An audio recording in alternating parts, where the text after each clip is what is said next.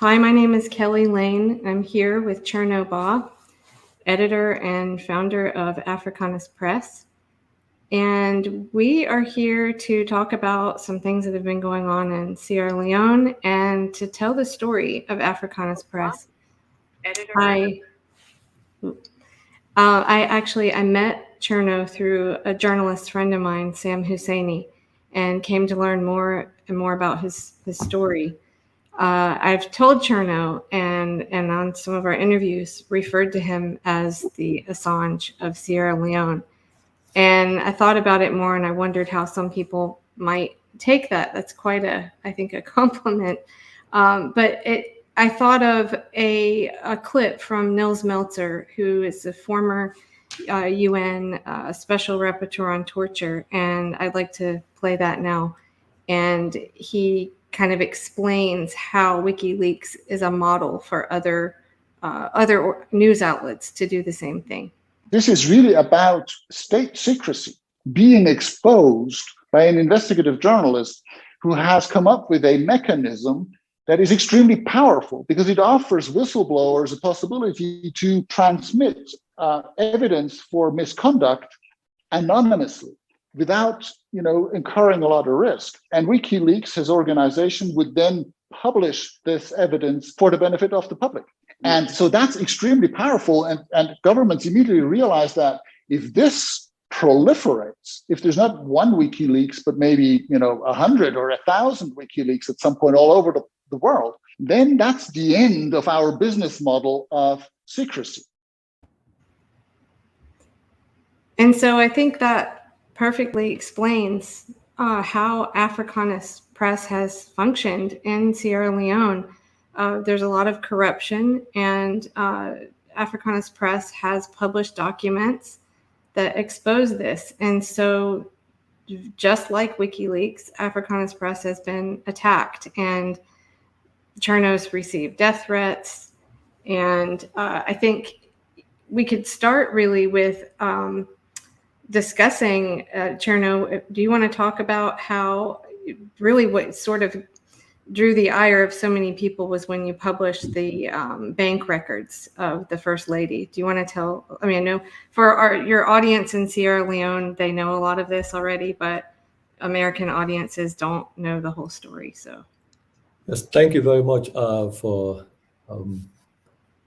giving us the platform to continuously expose the situation in Sierra Leone and helping to bring attention to this evolving story. We have been, the Africanist Press, as you already know, has been in existence for 21 years. And for the last 5 years, now going to 6 years, we've been focusing on exposing what we call, high-profile corruption in Sierra Leone that involves the president and leading cabinet ministers and institutions across the government of Sierra Leone. And the importance of that is because 5 or 6 years ago, when the current president was campaigning for office, one of his key promises was to get rid of corruption, to reduce waste in public spending, and to address the abuse of office, the flagrant use and theft of public funds.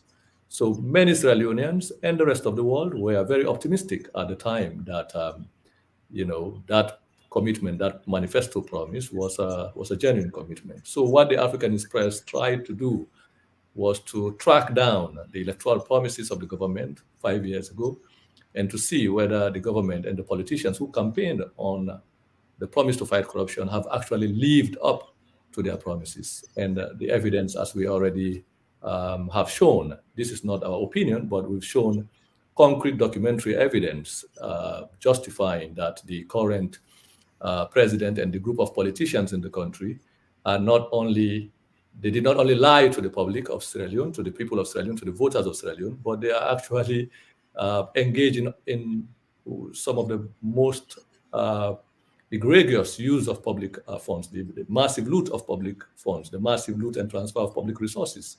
And we've been able to show that by not just saying the government is corrupt, but by actually publishing what I call real-time data, financial records of the government of Sierra Leone. And this includes the the bank statement of the president himself, and also evidence of the continuous use, ongoing use, illegal use of public funds by the wife of the president. Under Sierra Leonean law, a president's spouse, whether you are a man or a woman, but the wife or the spouse of a sitting president is not authorized to have access to public funds, to have budgetary allocations.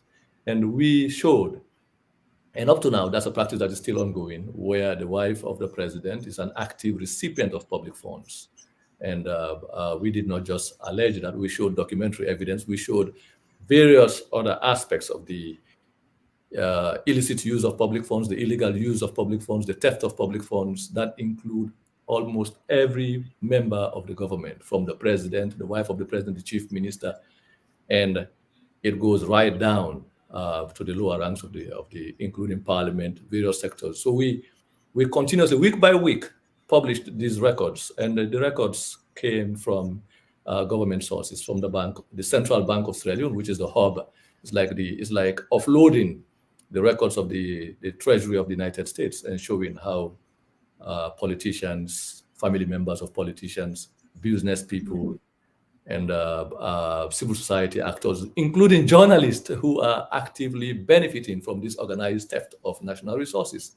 So it is, with all humility, I would say, in the history of Sierra Leonean journalism, this has been an unprecedented effort to show how politicians, to demonstrate to the public and the world how politicians who claim to address malfeasance and corruption are actually not just lying about it, but they are themselves complicit. And we've gone to the point where now it's not just the local politicians, it has wider implications, because now we've come to see from these records that the organized theft of public resources goes beyond the frontiers of Sierra Leone, goes beyond the boundaries of Sierra Leone. It supersedes the local politicians on the ground, the national politicians. It has become, from our own research and investigation, a transnational operation, one that goes across borders, that defies borders. Much of the fund, if you look at the records we've published, many of those funds went through European banks, went through American banks, went through Asian banks, and they are lodged in accounts, active accounts in the United States, in Europe, increasingly in Asia, and in other parts of Africa, within West Africa, Southern Africa, Eastern Africa, across. It's organized crime and corruption at the highest level of government and at the transnational level that involves leading corporations that you would not expect. So at this point, so in the past, I've talked about the Africanist Press has published less than 25% of the evidence we've collected, because we're talking about records that go back to 30, 40 years of financial transactions in Sierra Leone, including previous government officials and current government officials. It's an ongoing process where now the lines of division between parties and organizations no longer exist, between international governments, international companies, whether they are British companies, American companies, or other European companies. They are not separate. It's organized transnational crime and operation, Right. which we never imagined when we started the investigation. So that is where we are. And so you are currently a postdoc fellow at Northwestern. And do you want to talk a little bit about your project? I thought that was just phenomenal. The tracing money going back, was it to 1975? Is your project? Yes, when we started the investigation into the Madabio administration, one of our core focus was just the local politicians within the country of Sierra Leone. And then as we went into the records and started having access to more data of government, and we looked at this situation, we found out that, there's a historical process. It's not just within the boundaries of Sierra Leone, but it goes across, because we're talking about international banks, we're talking about multilateral agencies, what they call donor agencies, and all of this. So then having reflected on this evidence, we decided that one way to zoom out and map out the full scale and picture of these organized crime and corruption and theft that is happening in West Africa is to go beyond the boundaries of Sierra Leone. So I developed, together with my colleagues, what we call an illicit financial flows project, which will zoom into 4 countries in West Africa. and that includes Sierra Leone, Liberia, Guinea-Conakry, and Ivory Coast. And these are critical countries. They constitute what is defined regionally as they constitute a regional organization called the Mano River Union, the Mano River region of West Africa. And the Mano River region has become a prominent place in Africa. Apart from its historic significance, it also is home to some of the amazing resources you will find in the world. We're talking about diamonds, gold, bauxite, aluminium, uranium, petroleum resources. In addition to these environmental and natural wealth, we have this region that is also known for conflict and crisis. Since the 1990s, it has been one of the most unstable corners of Africa, one of the most unstable. As we speak now, we have a military government in Libya, in Guinea-Conakry. We have the same, Liberia just came out of conflict. Sierra Leone likewise. We have the conflict, Ivory Coast just emerged, or Cote d'Ivoire just emerged out of conflict. So when we looked at the statistics of the financial records and the statistics, we saw that, one way of understanding instability and crisis in this region is to actually examine the role of these corrupt and crime networks, whether they are financial networks and corporate involvement in this region. So we will zoom out and map out the full-scale picture of what corrupt politics and corruption, large-scale corruption, multinational exploitation, and how the presence of these immense natural resources and the geopolitical significance of this little corner of Africa has caused these horrible experiences for African citizens in that area. We're talking about a region where majority of the population, more than 60% of the population, are below the ages of 45 to 18. And we're talking about a region that has the most horrifying statistics when it comes to human development. Infant and maternal mortality statistics are horrible. We have, not too long ago, many parts in that region, 3 of every 5 women who give birth are likely to die in labor, trying to have a baby. We have a situation where the schools are dilapidated. You have this government talking about free healthcare, free education programs.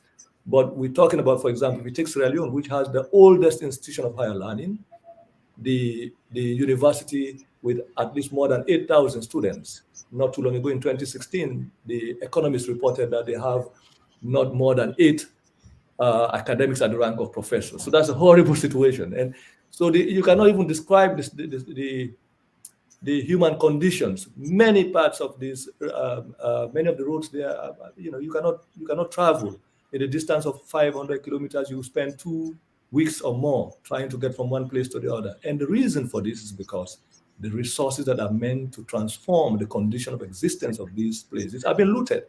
And not only the facilitation, the politicians in this region as well serve as the conduit for this ongoing theft and administration of the population. And sadly, they are supported, endorsed, and protected by multinational corporations. They have been, they're enhanced by international agencies, and governments that you would not expect, who are claiming to be concerned about human rights violations, about development, and about human progress, about peace.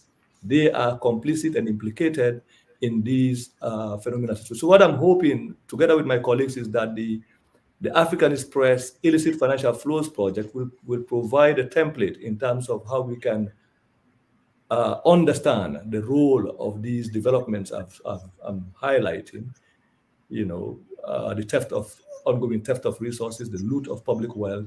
How have these activities and organized theft caused some of these problems that we're talking about? And perhaps who are the actors and individuals who've been responsible for this situation? So we're going back from 1975 up to the present period. The significance of 1975 date is the fact that the Mano River Union was formed in 1973.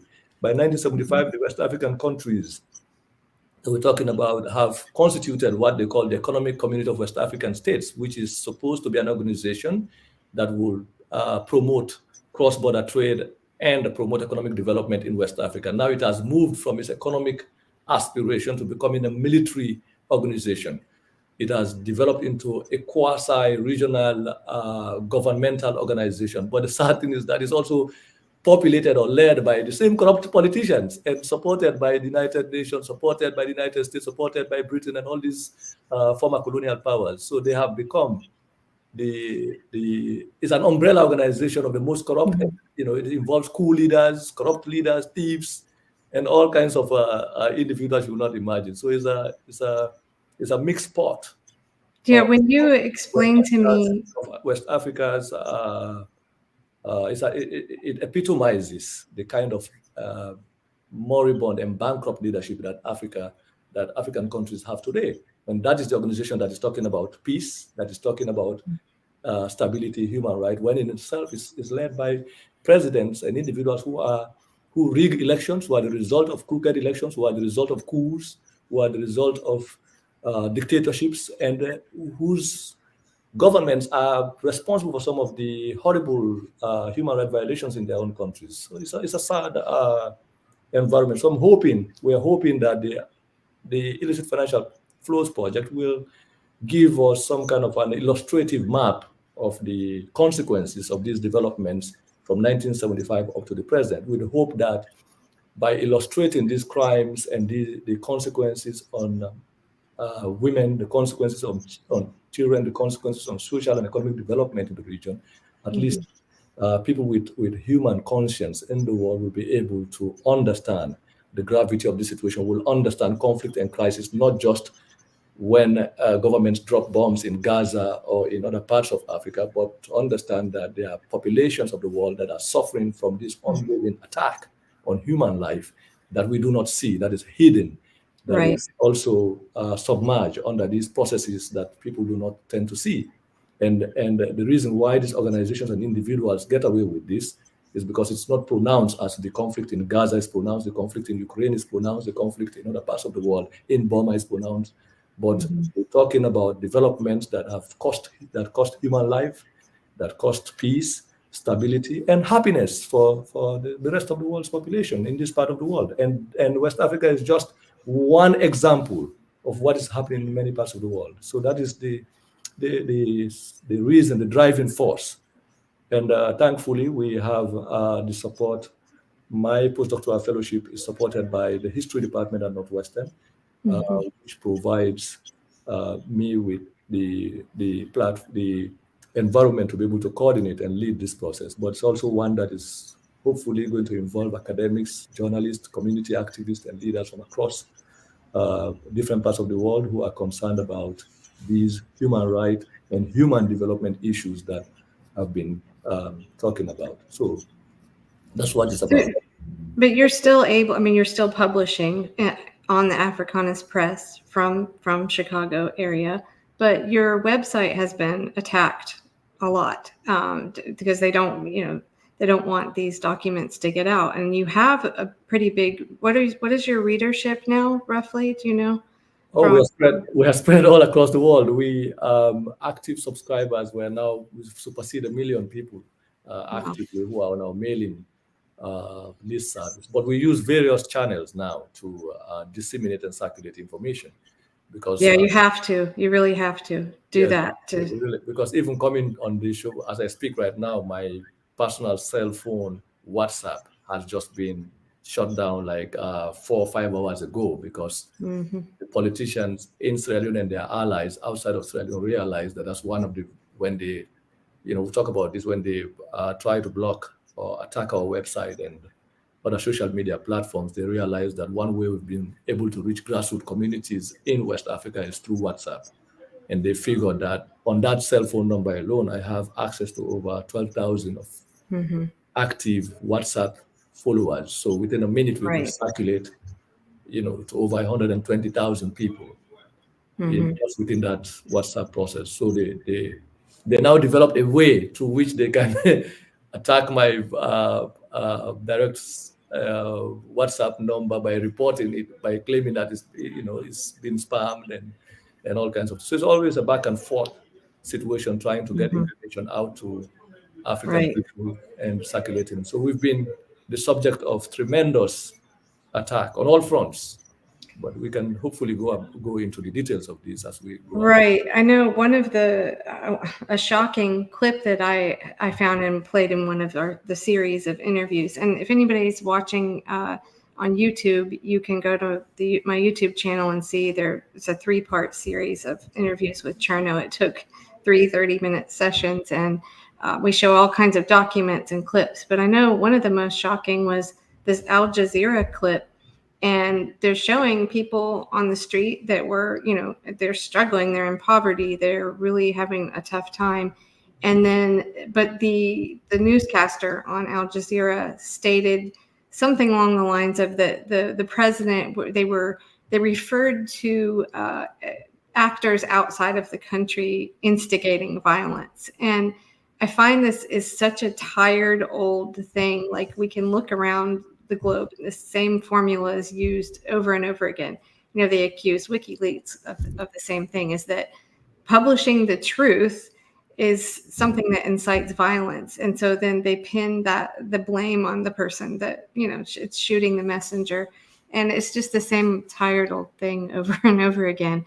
But that is what they're doing. And also really shocking. Well, there were a lot of things that were shocking to me about your story and what's been going on in Sierra Leone. And I think really a lot of it is just because it's so blatant. Like, we have a lot of the same things happen here, but it was just so blatant. Like, the first lady going on a 27-minute long rant on Facebook, calling you out by name, which then led to death threats. And we've played all those clips on the 3-part series, but I do have those here. So if you just want to see that again, Chernoh, we could play it. So I could play part of it. But, and again, there's nothing funny about it, but it was just, like I said, it's just so blatant that it's almost comical. Like, when the first lady, towards the end of that clip, she says she wasn't going to say anything out publicly to you.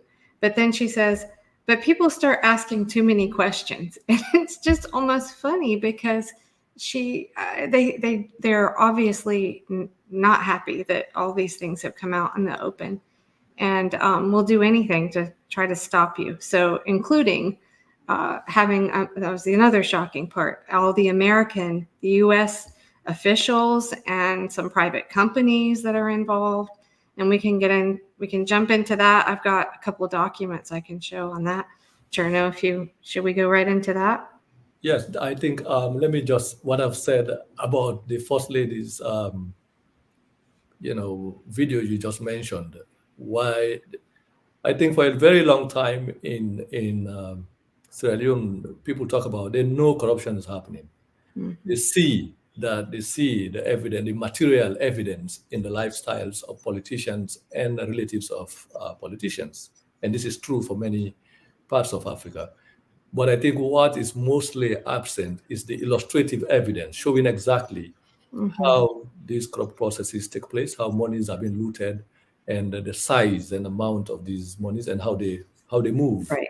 So what makes the situation, I think, different in this case, the First Lady, the wife of the current president, has been talking about the fact that she doesn't receive even a single cent from Sierra Leonean taxpayers' money, that every activity and event she's carrying out was based on, funding her own operations. And what we basically showed is that was completely not true. It was false, that the First Lady was not only receiving per diems, was not only receiving transportation allowance and funding, and every time she travels with the president takes, like a cookie jar, the president takes, and the wife of the president takes with the other hand.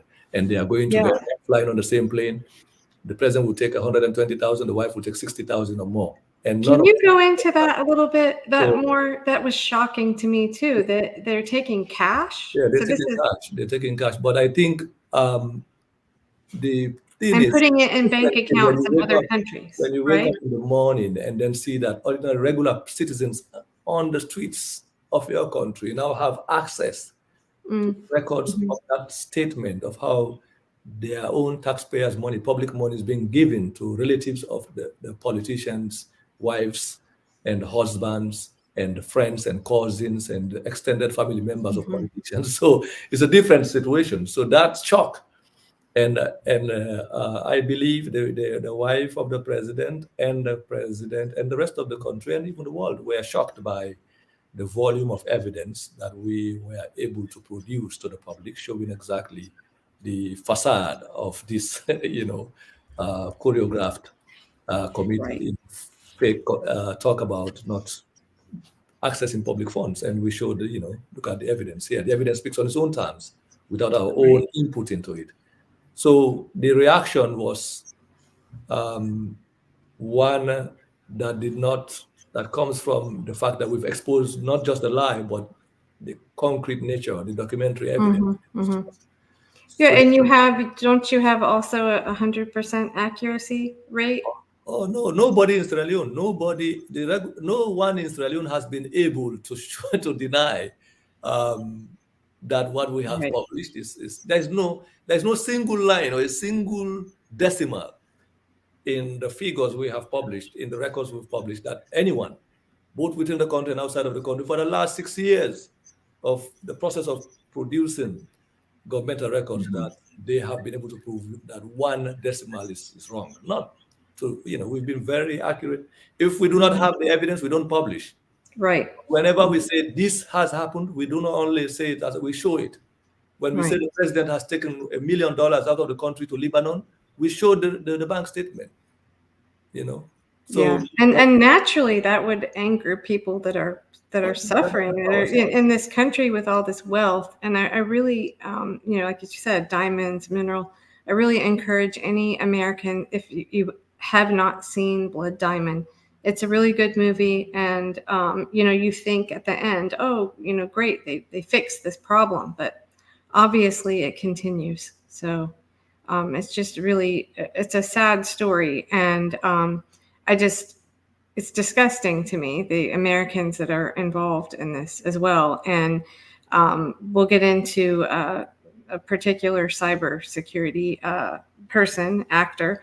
But there's also a public relations firm that was hired, I guess, to sort of, instead of spending money on the people of Sierra Leone, or instead of cleaning up the corruption, they hire this Mercury Public Affairs to sort of polish it and make things look better, and to try to shut you down and discredit you. And so, yeah, I mean, we've got documents, FARA registration documents that show that one person in particular, well, here's the Mercury Public Affairs one.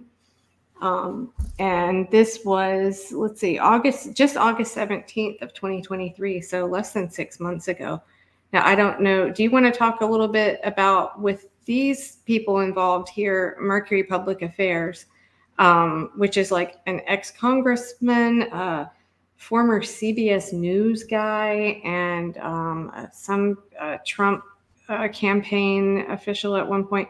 Do you know if any of those people were present in Sierra Leone prior to this registration, like in the other case? Yes, this is important. We have since there is a development to this process before we got to the hiring of international agencies, security experts, and cyber agencies to launch an attack on the Africanist Press. It started on a domestic front. The government's approach in the first place was to incite their own support base to harass and intimidate the Africanist Press, and also members of the civil service of Sierra Leone who they believe may have been serving as conduits, for the what they call the leakages that are coming. They've developed different kinds of theories in terms of how we accessed the evidence that we've published. So the first thing was to try to criminalize the Africanist Press and the staff of the African, including myself, by claiming that we had, that is where the statement of the wife of the president is coming from, and a range of other operations. They organized media campaign locally and internationally to discredit what we do, but they have been unable to do that. So then they went ahead and sacked a lot of people from government, arrested even people who work in government, on the suspicion that they were informants of the Africanist Press within government. Right. Can you? They did that. They were unable to understand how, or we still continuously are publishing, these details. So then they decided to hire assistants. They recruited assistants now from, organizations outside of Sierra Leone. And this is where these companies that you are mentioning, the Mercury Farm, Jerry Torres as a security consultant, and then Cognite, and a range of other organizations and processes, which we can. So we've been investigating in the process of looking at the response to Africans, but then we uncovered this illegal operation that has been inaugurated in Sierra Leone, that is now an integral part of Sierra Leone's foreign relations, because that's what you will talk about. Clandestine operation within the country, and that is also targeting people outside of Sierra Leone who, like myself, who are now scrutinizing the use of public finances by the politicians in Sierra Leone. So there's a way how we came to discover this process, which is very amazing in its own. I hope we can speak to that. But what I want to point out up front here is the fact, apart from these illegalities, is the fact that we are going to publish a special report that documents our investigation into this clandestine operation involving companies in the United States, companies in Europe and in Israel and other parts of the world who have been responsible for these human rights violations that targets peaceful citizens of Sierra Leone in the diaspora, including the Africanist Press as an example, who are talking about scrutinizing government activities, advocating for transparency and the rule of law and democratization. You cannot have a democracy in any country where citizens are being suppressed and prevented from having a say in public policies in the way government is being run.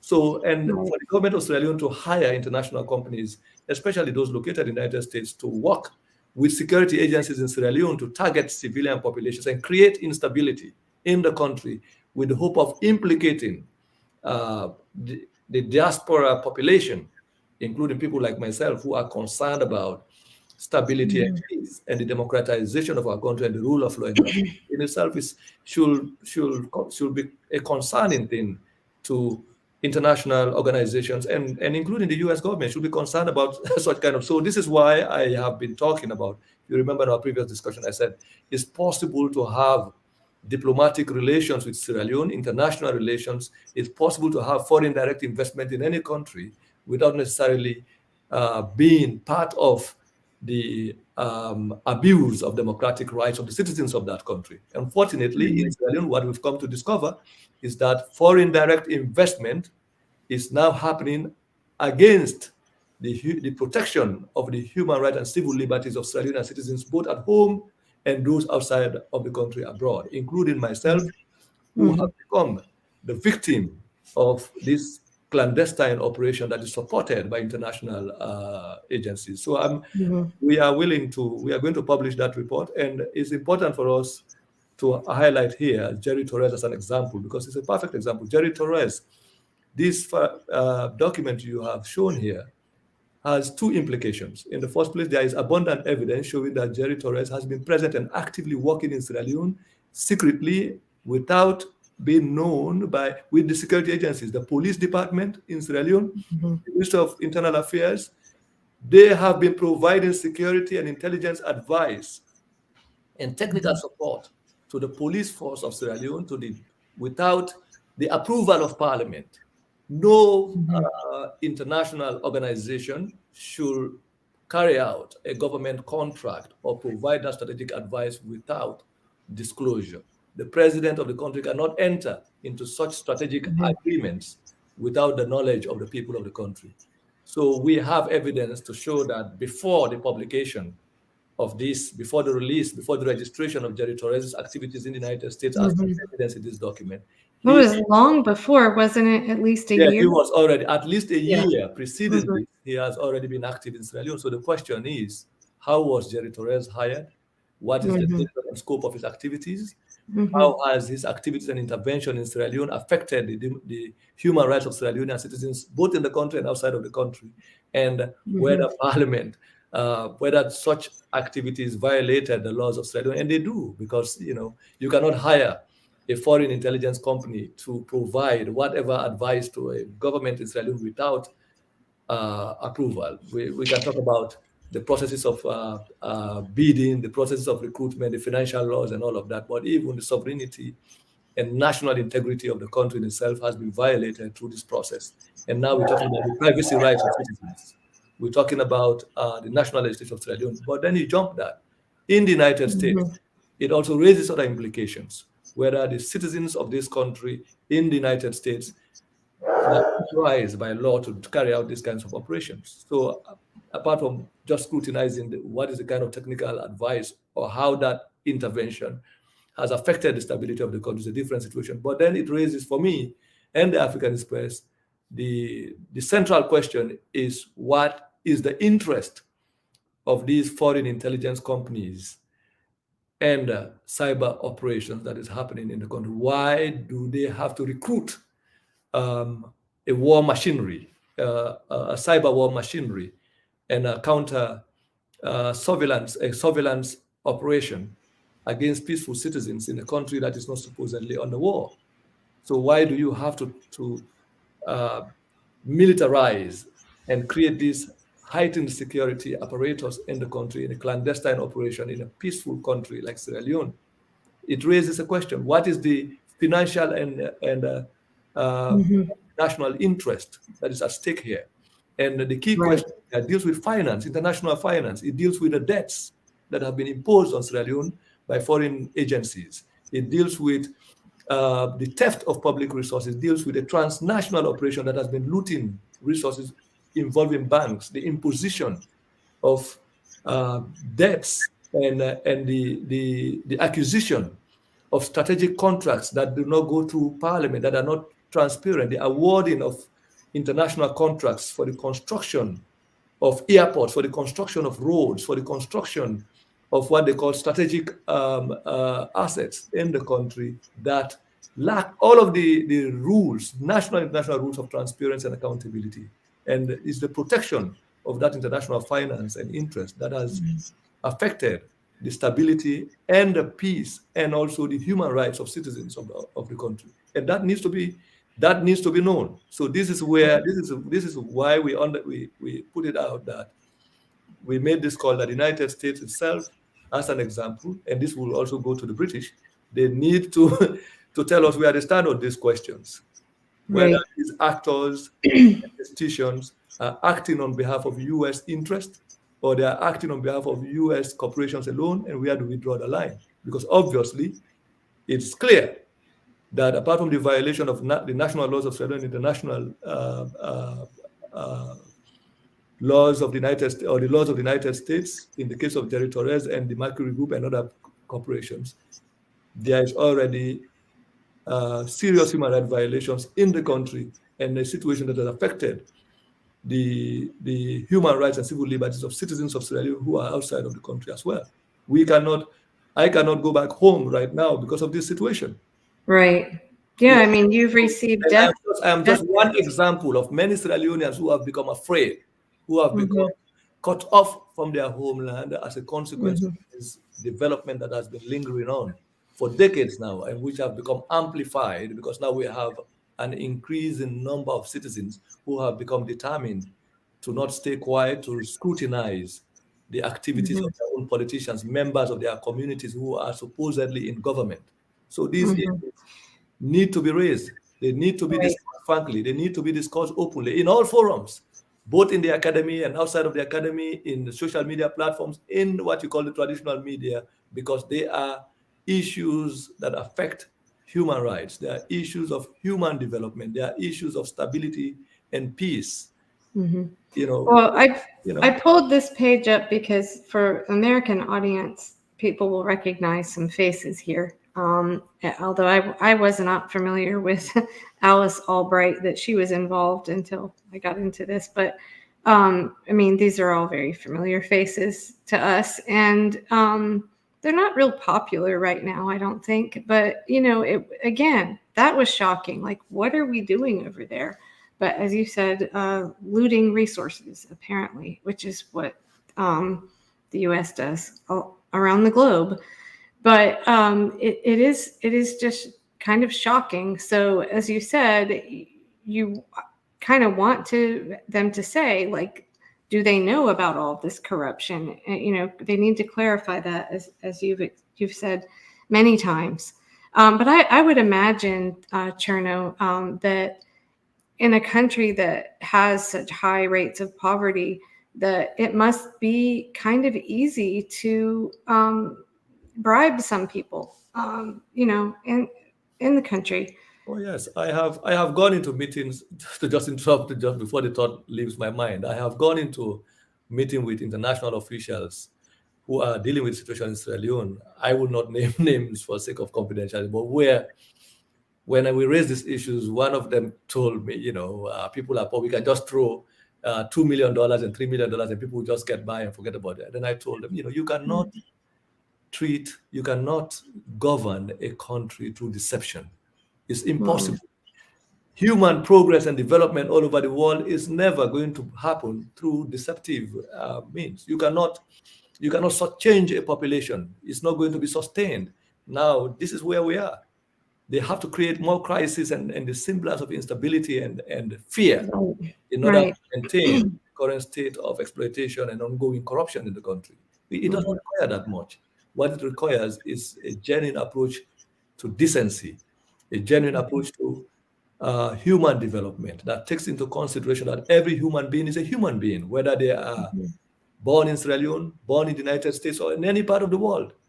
The dignity and the stability of every corner of the peoples of the world in any part of this universe should be something that we should take seriously, whether it's in Gaza, in Ukraine, in any part of the world, in Sierra Leone, in Guinea-Conakry, in Southern Africa. The issue, human rights are human rights. The violation of human rights should be a concern to every human being. So this is what we've been talking. I strongly believe that the people, because I've been asked this question, whether I think that what is happening in Sierra Leone is known to some of the officials in London or in Washington or in other European capitals who are supposedly claiming to be concerned about the situation in Sierra Leone. I believe they know at this point what is happening. I do not think there is ignorance of the situation. But the question we have to raise is why there seems to be a contradiction between what foreign offices, whether it's the State Department or the British Foreign Office or the European Union officials are saying in Brussels or in London or in Washington, as opposed to what their diplomats are doing on the ground. Because obviously there's a discordance between the activities of foreign diplomats and agencies in Sierra Leone when it comes to what their own home offices are saying. You know, so they have to sit back and try to address that contradiction, because it's obviously in front of everyone. The regular citizens are now engaging, you know, the social media handles of foreign diplomats in Sierra Leone and arguing against what they will say, because they obviously see that the rhetoric on the ground and the rhetoric back home are not the same. And they see that what these foreign agencies and foreign diplomats are saying are basically not reflective of the objective conditions that they experience on the ground. So they do not require a journalist or somebody as literate as I am to tell them that. They see it. They can easily contrast the activities of their own politicians and their own conditions. They can see the material wealth of the politicians, and they can see the material poverty that they experience. They can see the conditions on the ground as against, you know, what these, for example, in Sierra Leone now, you will hear, you know, the diplomats are talking about the agreement for national unity as one that addressed, or that has addressed or is addressing the arguments around the illegality surrounding the electoral process, the theft of the electoral process. And they believe an agreement between, we have 13 political parties in Sierra Leone that are registered, equally registered by the Political Parties Commission. The constitution of Sierra Leone is not a two-party constitution. It is a multi-party constitution, one that allows the existence of as many parties as possible. And each political party, no matter its size or the size of its own support base, fulfill the same conditions to exist as a political party in the country, like any of the two dominant parties. So in the last election, about 13 of those parties supposedly contested the elections, whether at the local municipal level or at the parliamentary level or at the presidential level. So, And Chernoh, are you able to see the comments? yes, I'll come to I just want to say one as an example to illustrate a point about the discordance or the difference between what the diplomats are saying on the ground and what their home departments are saying. So this agreement of supposedly agreement on national unity that they claim is addressing the arguments around the elections is one that is done between two political parties alone, excluding more than 10 others who participated in the election. So they are basically saying the grievances of only two of the political parties who contested the previous election and the support base that they supposedly represent are what is reflected in the agreement. So the question for the diplomats, do you really understand the political climate of Sierra Leone? Because if you do, you cannot just bring two supposedly dominant parties who have dominated the corruption, who have become complicit in the theft and the corruption we've been talking about, the history of violence we've been talking about for the last 60 years, since 1961 to present, and have them in a hotel to agree around forming a government without the publication of an election result. So only two parties that contested, they excluded, they did not care about the aspiration, the views of the other constituent parties who contested the election. If the elections are disputed, they are not just dispute for two of the dominant, what you call dominant parties in your imagination. So basically they have an agreement for two parties, excluding others. And now they're saying it's a democratic arrangement.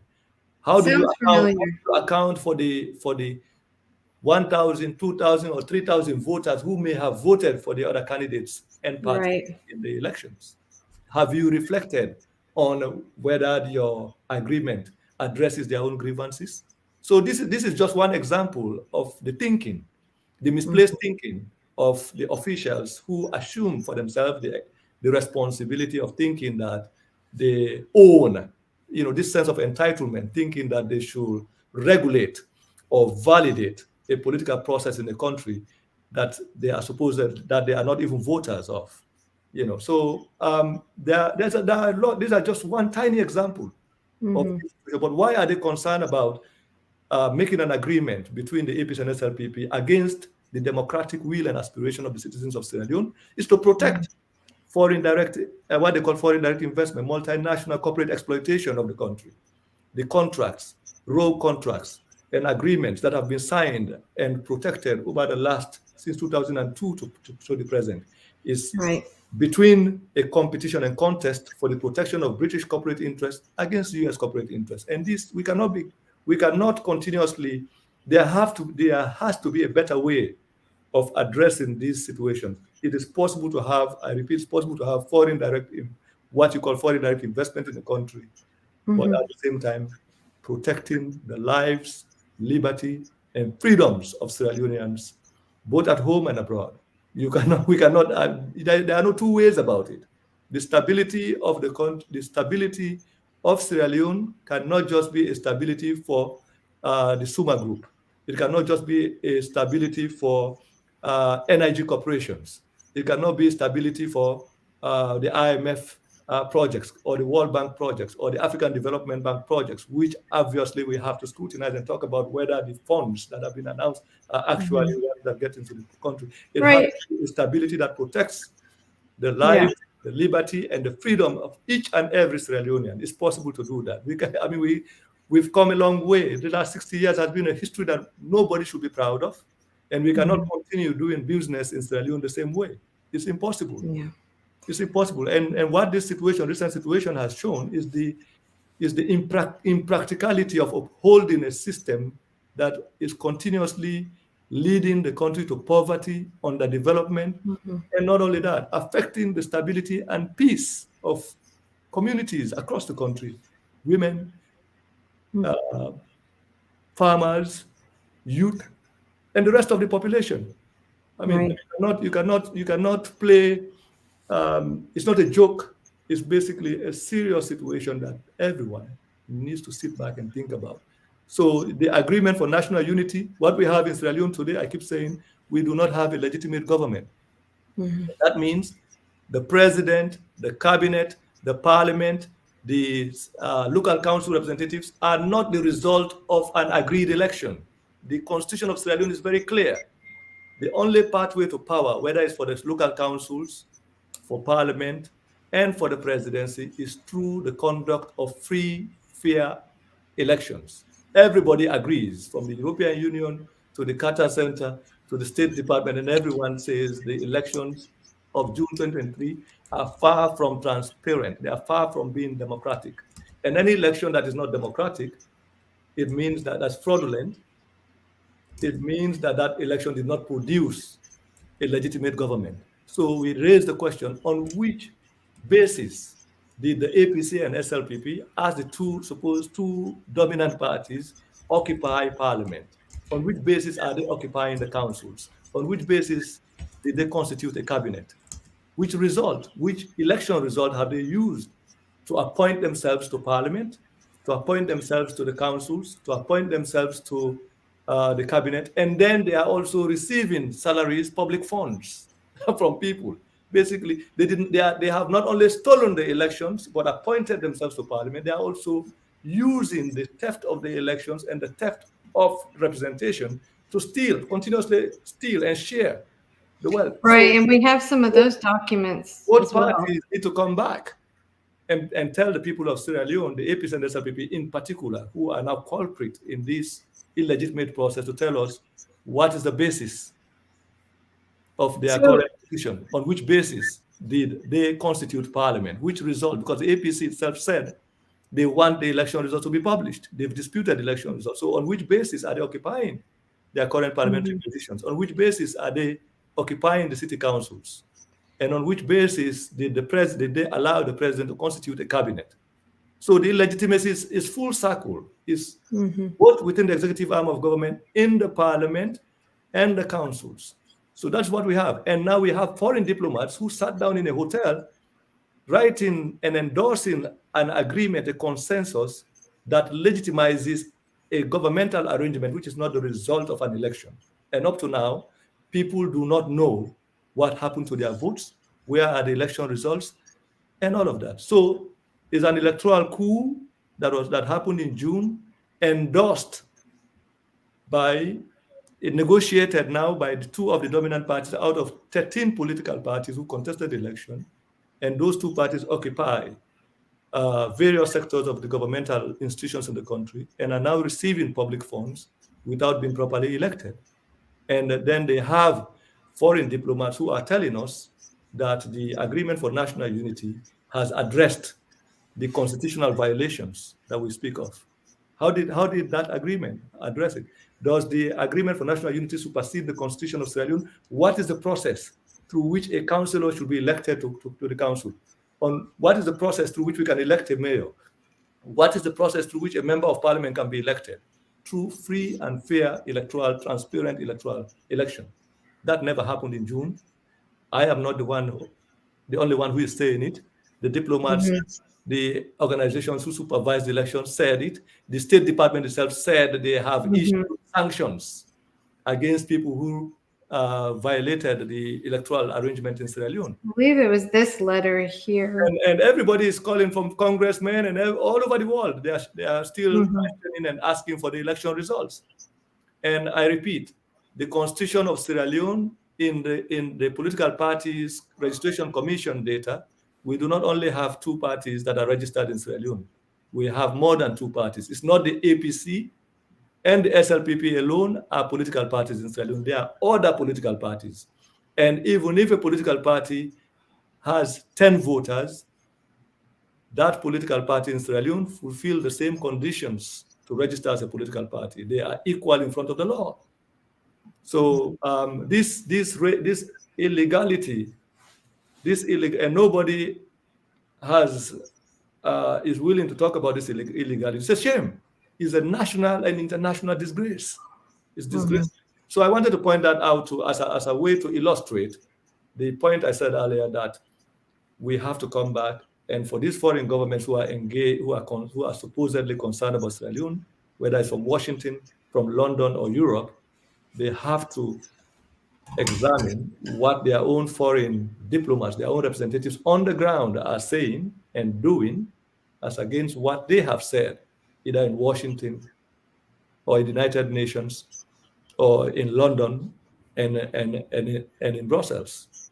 So so when you look at this, you cannot excuse this flagrant abuse of national constitutions, international law, and international standards by people who are supposedly ought to know better, both here in Africa and outside of Africa. So to excuse that as they do not know in itself will be to apologize for this flagrant abuse of authority and power, both at the local front and at the international front. And these issues need to be told to these elected representatives, whether they are Africans or non-Africans. They need to be told, because we are all human beings, regardless of the positions, the titles we hold. We should be able to feel the pain of injustice, the violation of civil liberties, the egregious use and abuse of authority, the theft of public funds should be something that each and every citizen of the world should be, disturbed by, should feel uncomfortable with. And that injustice has to be called out, whether it's perpetrated by people from our own communities who speak our own language, or people who speak languages that we have been taught in schools. Well, it looks like from your comments, I mean, you've got very informed readers of Africanist Press, and it does seem, I obviously that's why your publication is such a threat. But that one question we should address. Someone wanted to know about how to get the documents. Maybe this is a new person, but I mean, you've put them up on Africanist Press all the time, but they've been pulled down a lot, right? So this would be a good time. I'll show this little, I don't think there's sound on this one. Let's see. Hold on one sec. Here's what happened. Oh wait, no, this is the cyber attack clip. I'll play this. Okay, so Chernoh had explained to me that the Africanist Press website has been, and I want to use the right term, experienced cyber attacks, where he's had documents up on the website, documents that were leaked to him that people don't want out, and they kept trying to take the website down and do all kinds of things with it. So I was able to record at one point. I went to the site on my phone, and it goes to Africanist Press for like about 30, 45 seconds maybe, and then it starts rerouting to other sites. So I'll play that, and then Brian here, who has a Cybersecurity Plus certification and knows much more about this than I do, can explain a little bit about how someone would do this to their website. And I believe Chernoh they've locked down the site better now, but this is what it was doing. So you see it goes there just fine. Sorry, it's small here, but hopefully you can tell. And then it looks like it's fine, and then all of a sudden it starts switching. There we go. One of them is like the Dubai airport, and then it goes. Finally, it's like 3 or 4 things it goes through, and then this pops up. So do you want to just explain what's happening and how would someone do that, Brian? Right. So what's happened is that someone has embedded adware into the site rather maliciously. So when you click on the link to the Africanist Press site, it does take you there, but only briefly. And then the adware kicks in and it starts to route you to other sites. And then eventually this ad site here where it wants you to install a VPN. So all it is they've embedded adware nefariously into the website. So it does take you there, but only briefly, and then the adware kicks in. So my first thought, I don't want to get too conspiratorial here, but I know from talking to Chernoh and learning more of his story, that they're accusing him of inciting violence, causing people to question everything. They're shooting the messenger basically. But it occurred to me, could they be trying to find out who is supporting him there? And could there be any kind of like tracking something put on, say you go to your phone or your computer and you look at this and you click on something here and you download it? Could that be something? Just, is it possible? Yeah, that is a possibility if they are able to route the traffic using an adware site or an adware malware like this, and are able to redirect you to a site where they have malware embedded like that, where you have to install something. It could very well be a tracker. That's entirely possible. Okay. Thank you for explaining that. No problem. I think we actually did an updated version of that was a little bit more better explanation, but we could bring Brian in later to explain more. But so someone wants to know though, are your documents, is everything up now, or have things been messed with again? Is this a constant battle, or is the website pretty secure lately? The website has been secured, what we call bulletproof security in a way. But these are constant, as you already know, as our security experts will already show this. It's a constant, but sorry, I'm distracted because now I see my WhatsApp after speaking about it on here. WhatsApp has already said it's coming. It's now back on. It's back on. Okay. Well, I mean, we're certainly not naive. So, yes, the documents are already available on the Africanist Press website. They are also available on our various social media platforms, Facebook, my personal Facebook page, the Africanist Facebook page, and we've been circulating it to how do you call it? The Africanist Press WhatsApp groups, dozens and dozens of groups, thousands of readers.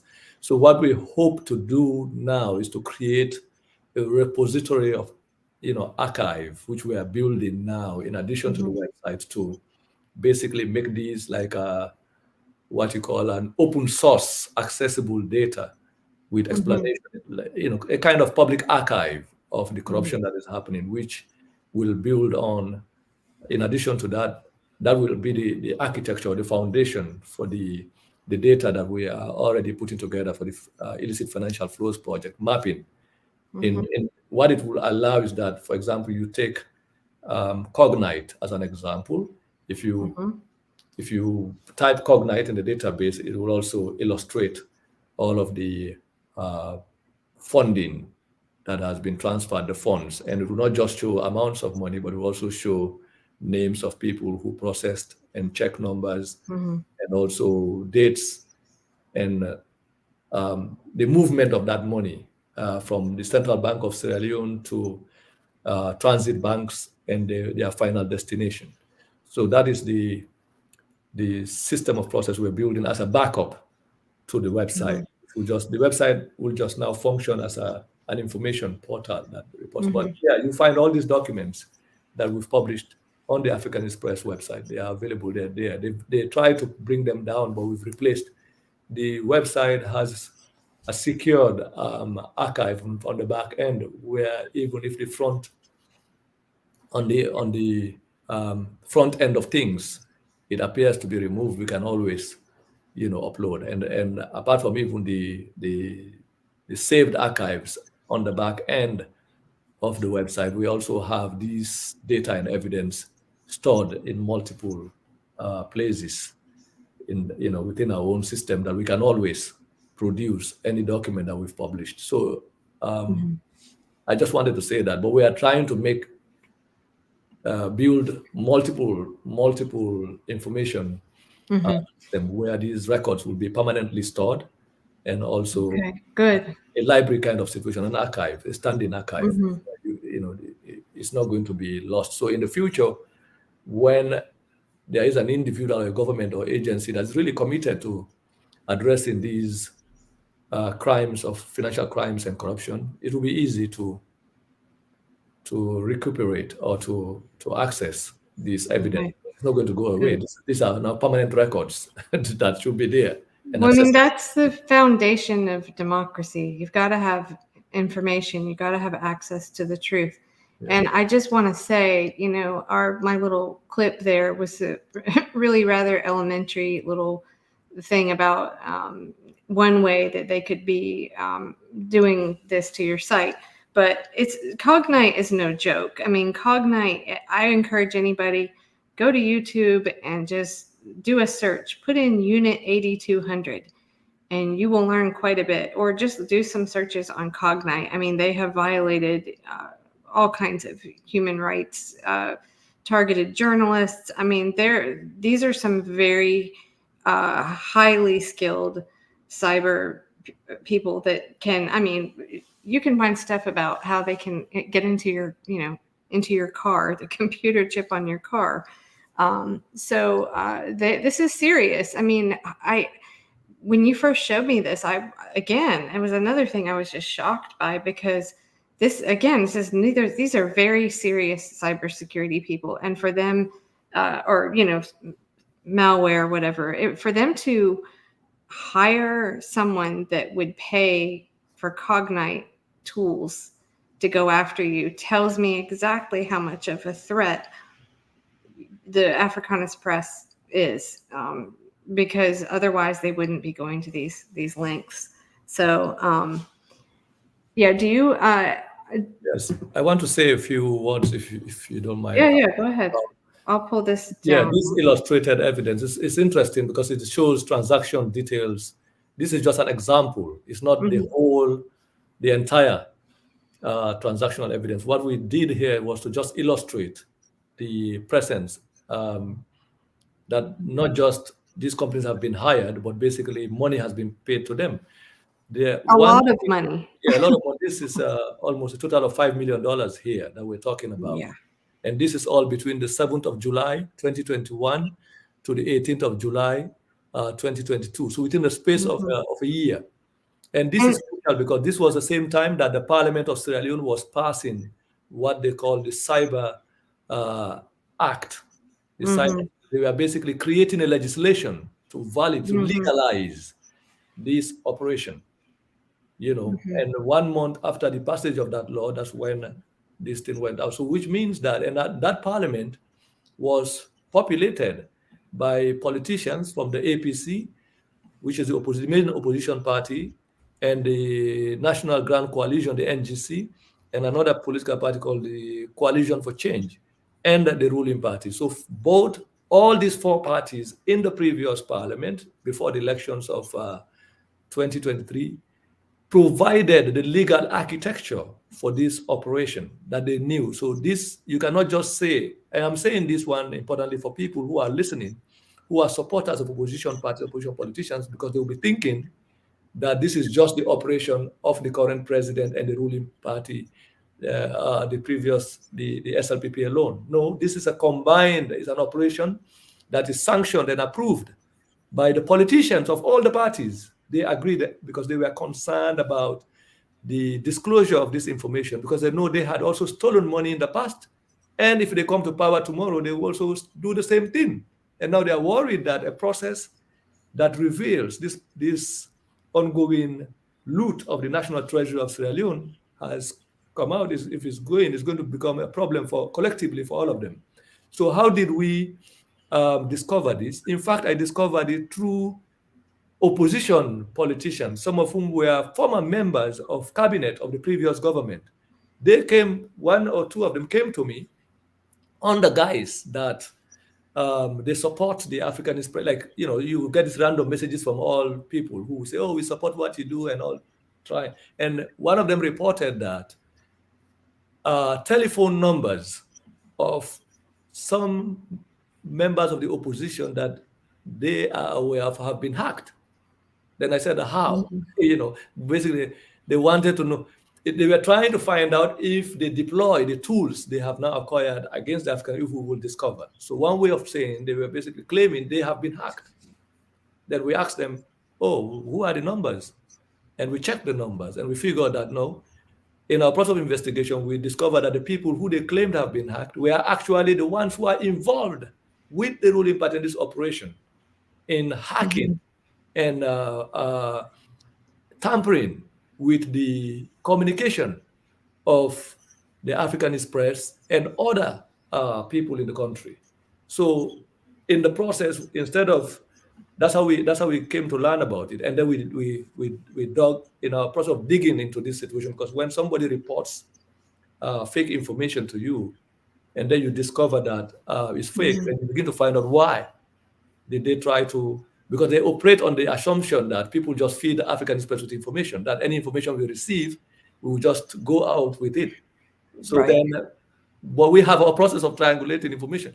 So when this information came that the government of Sierra Leone is now is now tampering with the private communication of certain politicians, members, cabinet members, former cabinet ministers, and close allies of the former president, they thought we would report it. Instead, we decided to investigate. And in the process, we found out people who told us the information were basically part of the organizational process in the country, together with the ruling party, who were working to attack the Africanist Press. So that is when, in fact, we discovered, we began to see the involvement of the opposition politicians and some of their leaders in the operations of the current government. And then we started looking into what we call state capture. So we waited, and that's when they even flooded my cell phone with malware. We began to aggregate. It became part of the investigation. Well, they desperately need to discredit you. Yeah. I mean, obviously, So because the other thing they did was to also, it's interesting. They sent another group to flood. Anyway, let me save some of that information for what is going to come. So this is how we discover. What I'm pointing out to people who are listening to this conversation, that they have to sit back.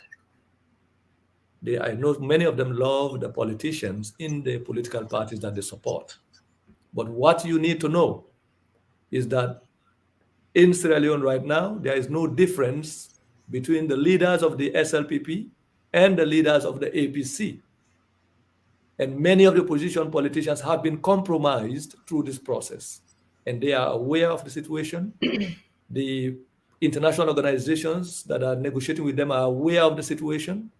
And it's a negotiated arrangement in which they have now agreed that they have to protect these politics of theft, ongoing theft, and politics of looting the national treasury, and at the same time granting the license to loot the country, the loot of natural resources, and the use of Sierra Leonean space for all kinds of operations by international organizations. And they're comfortable with that. So it is not so much about Madabio that they're worried about. They're worried about how to protect a system they have inaugurated in the last 60 years, which ensures that people are going to be poor, regardless of whether it's the APC that's in power or the SLPP that's in power. right. Whether these two parties are in power, British corporations, American corporations, and European corporations, and their multinational interest is protected. And we are not against foreign direct investment. We are not against international relations. What we are saying is that international relations must have a human face. It must be humane. We have to have a situation where international relations must prioritize the dignity of each and every citizen of every corner of the world. The United States and their European partners must want for Sierra Leoneans what they want for themselves. That is what this is about. I'm not talking. I know that that's a different question too. I was going to say that When I say that, Kelly Lane will say, but it's just a question of human decency and human dignity in every part of the world. I was going to say that it has an American you can tell the Americans have been there. Yeah, I mean, the whole uniparty thing. And even, again, I'm sorry to laugh at Fatima, but when she says this part about that she was given money by the president because he believes in gender equality. I mean, they're using the identity politics stuff in the same way that is done here, only they're really bad at it. So it's like it's very obvious, but it's the same formula essentially. But yeah, I mean, I can't imagine what the disparity there and the wealth between, you know, the ruling parties and the regular people. I mean, that's bad here, but I know it's worse there. So I just applaud what you've done. And I wonder though, Chernoh, do you is Alex joining us, or do we know? yeah. Alex No. is also having a problem of connecting from what I'm not Oh, I've sent him a message. But okay. I'm hoping that this will be, you know, the beginning of a ongoing series of conversation, because it's obvious that, which is why we cannot thank you enough for the time and the platform you're providing for, you know, we, Well, in addition to the attack, cyber attack, there is an ongoing local and international effort to crowd out genuine voices, which is not really new. right. You mentioned that it was really hard to get news reports, Yeah, you know, covering this. because the international media, both its local Mhm. representatives and outside here, are part of the has been part of the complicit in the process, which is why I Mhm. always think that, in as much as we are averse to the new media technology, but it has at Mhm. least provided independent journalists like yourself and myself the opportunity to have a conversation, at least Right. with regular people, beyond Mhm. what corporate media has censored or has refused to. Right. Well, that's what's great about this technology, but it's a threat to those in power, and we're seeing that kind of battle, I think, around everywhere around the globe. You know, people are more empowered now. You mentioned Gaza. People see what's going on there now, whereas, you know, 10, 20 years ago, it wouldn't have had the effect it's had because people couldn't just see it live, right?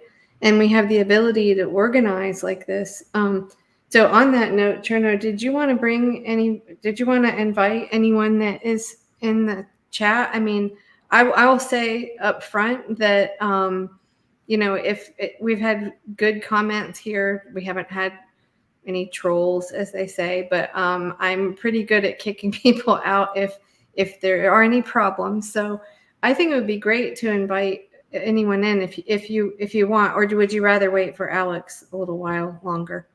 No, I But don't. give people the opportunity to talk if they want to come in the studio. I think I I'm would happy like to do that that. people indicate that they want to say something or ask a question directly apart from the comments, then we can. Right. Some people don't want to be on camera. Some people really want to come But in I and know talk. the So, situation in Sierra Leone perhaps prevents people from saying. But right. I think the announcement is that if there is anyone, usually I know this is different setup because we often do in studio meetings where people talk about, share their own views as well, which we intend Mhm. to do in future. We just wanted to have this um, conversation to explain, in my own thinking, the situation we're going through. I was thinking Right. maybe we can bring in Brian to say something while we Oh, find. sure. Yeah, he's been just hanging out watching. Brian, are you ready? Okay. I think that was a yes. I think I'm sorry, Brian. I played the wrong clip, I think, because That's we did a better update. yeah. Like, We did a better version of that. sorry that it wasn't. It's not really adware anyway. I think it was. No, it's not. I got clarification. I did a little digging, got better clarification on that. It wasn't necessarily adware. What they were probably exploiting was a vulnerability within the website itself. That's most likely what was happening there. Some of the ways that can be done is again through a vulnerability within the website, uh, possibly through the website's content management system, uh, or through some of the plugins. Plugins can be very, very problematic when right. used with websites, because a lot of them are not thoroughly vetted before they're basically added into the website. So you have to be very careful when you add plugins into your website. Well, you said that it was a lot of times journalists. Sorry to interrupt you. You said a lot of independent journalists, they'll use things like WordPress, right?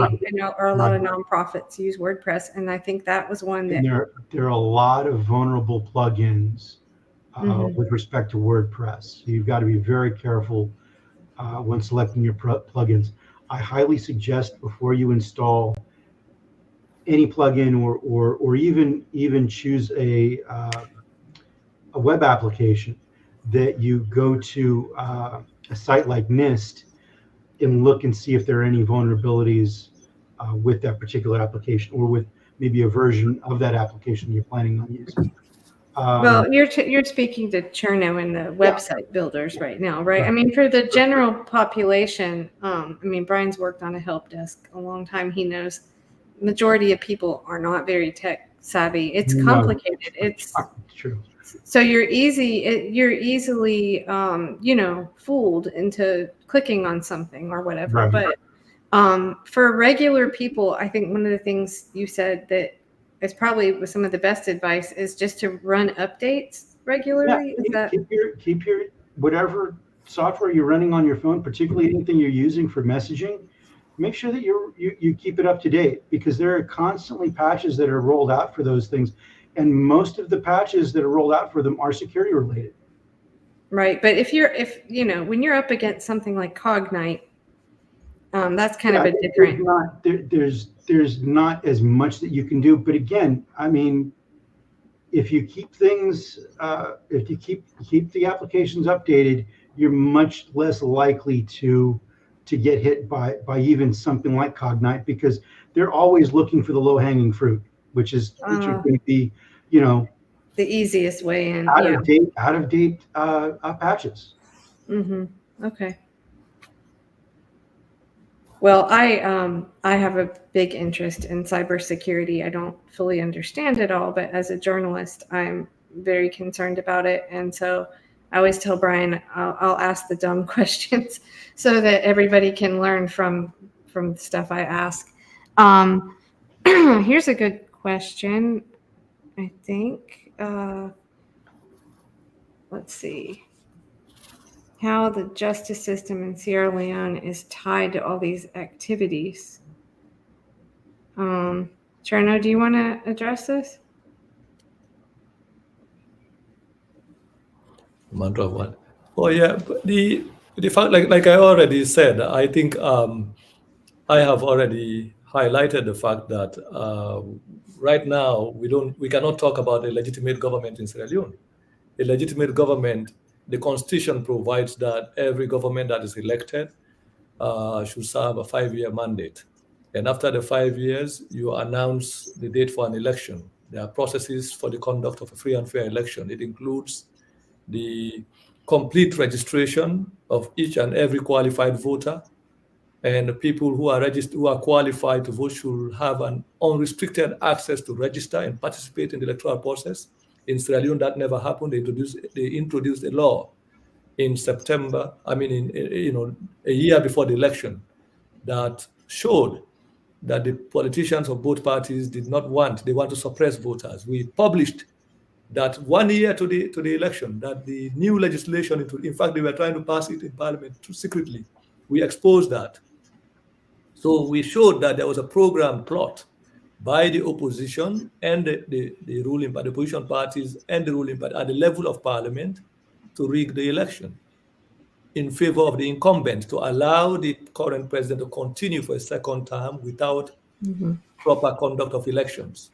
And all the developments from June 2022 to June 2023 and other publications pointed to that. We did not only talk about legislation, we talked about the fact that the president has also unlawfully, without reference to the legislation, increased the salaries of the Electoral Commission staff, in ways that will induce them to protect or organize a fraudulent election. We also showed the recruitment of people and the deployment of people and placement of people in the electoral commission who are likely to rig the election. Basically, we showed how political party members and supporters of the ruling party had been recruited. So all of this evidence was available.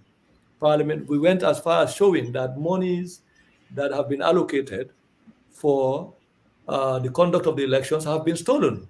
And that is why the technology that was required for the registration and registration of voters and the organization of elections have been stolen and shared by the politicians. So basically, the politicians in parliament and outside of parliament who should have held the electoral commission to account and defend the integrity of the electoral process connived to ensure that people are deprived the opportunity of participating depriving the country of a free and fair election. Why? Because they have agreed that the current president should continue in office, and after that they rotate power to the next party in line, which is the APC. And in exchange, they made sure all the smaller parties fizzled away. They were basically paid off to allow the incumbent. So the opposition compromised the election.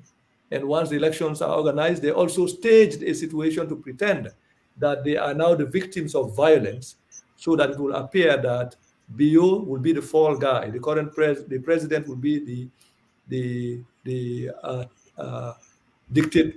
violent dictator. He's the only one that's responsible for the violence. So they made themselves the victims when they're actually collaborators to the process. So through that, it ended up into we pushed the situation to the point that people came out to vote, and the votes were never counted. So the question is, how can you constitute a cabinet, constitute a parliament, and constitute a local council representatives without the declaration of results? How much money was spent on the over $10 million were stolen? That is just a tiny part of it. For these voting machine things that never materialized. What I'm trying to point out to this question, before I come to the question of the justice system, is to say that in a country where you do not have legally and properly elected representatives, you cannot talk about justice. You cannot talk about the rule of law. You cannot talk about constitutionality. What you are talking about is a colony of gangsters. You are talking about individuals who have decided to get rid of the Constitution, to get rid of the rule of law, the principles of governance, the principles of an organized state, and to behave as predators, people without rules. It's only a gangster colony. So that is what we have. So in a gangster colony, you cannot talk about justice. You cannot talk about the rule of law. You cannot talk about constitutionality. So to ask me about offering an opinion regarding what is the role of the justice system is in itself a failure to understand the architecture of the kind of state that we have. We do not have a constitutional state. We do not have a country that is governed by the Constitution. In place of the Constitution, when this situation happened, the international community, from the African Union to the ECOWAS, and all these people sat down in a hotel for 3 days in October, in the middle of October 2023, and said they have to figure out a solution from this constitutional crisis. That is, a country where elections have been organized and nobody has seen the election results, and still a president has been declared as the winner. A country where the opposition party that is part of the process, that laid the legal architecture and the environment for this kind of national theft, now pretend they are not part of the process. Now they sat down in the hotel to negotiate a pathway. And what did they negotiate? They agreed that they should forget about the election results, that the APC and SLPP, who are the two leading parties that have governed the country for the last 60 years, should now constitute a government, that the president should be allowed to appoint his own ministers, should continue with the ministers he has appointed, and that the opposition party should also occupy parliament, that the opposition party representatives who claim to have been elected to councils should also occupy the councils. Basically, they shared the three arms of government, the parliament, the councils, and they occupied. So now what do you expect what can you say about judges? In a real country, the Supreme Court or the Bar Association, the lawyers, the Bar Association should be talking about this illegality. but everybody from the Bar Association to the press union, to the labor unions, the academics, everyone in the country is now silent. In fact, the diplomats now approved, they sanctioned, they agreed that, okay, we agree that the elections were fraudulent. We agree that the election result do not reflect the votes of the people, but you guys should just go ahead and continue governing yourself. And they endorsed it. The American ambassador, the newly sent ambassador to the country, went on TV and said, despite the questions they have regarding the election, they believe this hotel agreement that they are calling the tripartite agreement has addressed this illegality that we're speaking about, the violation of the Constitution. That's a shame. There is no shortcut to democracy. The rule of law has to be respected. Legality cannot be shortchanged. The opposite of legality is illegality. Any country that does not uphold the rule of law is not a democratic country. And you cannot talk about justice, you cannot talk about democratic institutions in a country without a properly elected assembly. If nobody would just occupy the United States Congress, I assume, without the facade of an election, without the appearance of an election, no matter how disputed it is, people will at least agree that there were some votes that were counted and announced. But in our own case, the politicians who occupy parliament, who are now occupying the various city councils, themselves are still demanding the results. The international agencies are still demanding the results. So on which basis do we have a parliament and we have a cabinet and we have local council representatives? Why are they collecting salaries from the national treasury when they are not actually elected? Who gave them the right to represent the people when the people's votes have not been counted? When international organizations who supervise the elections have said the elections are not transparent, the votes are still missing.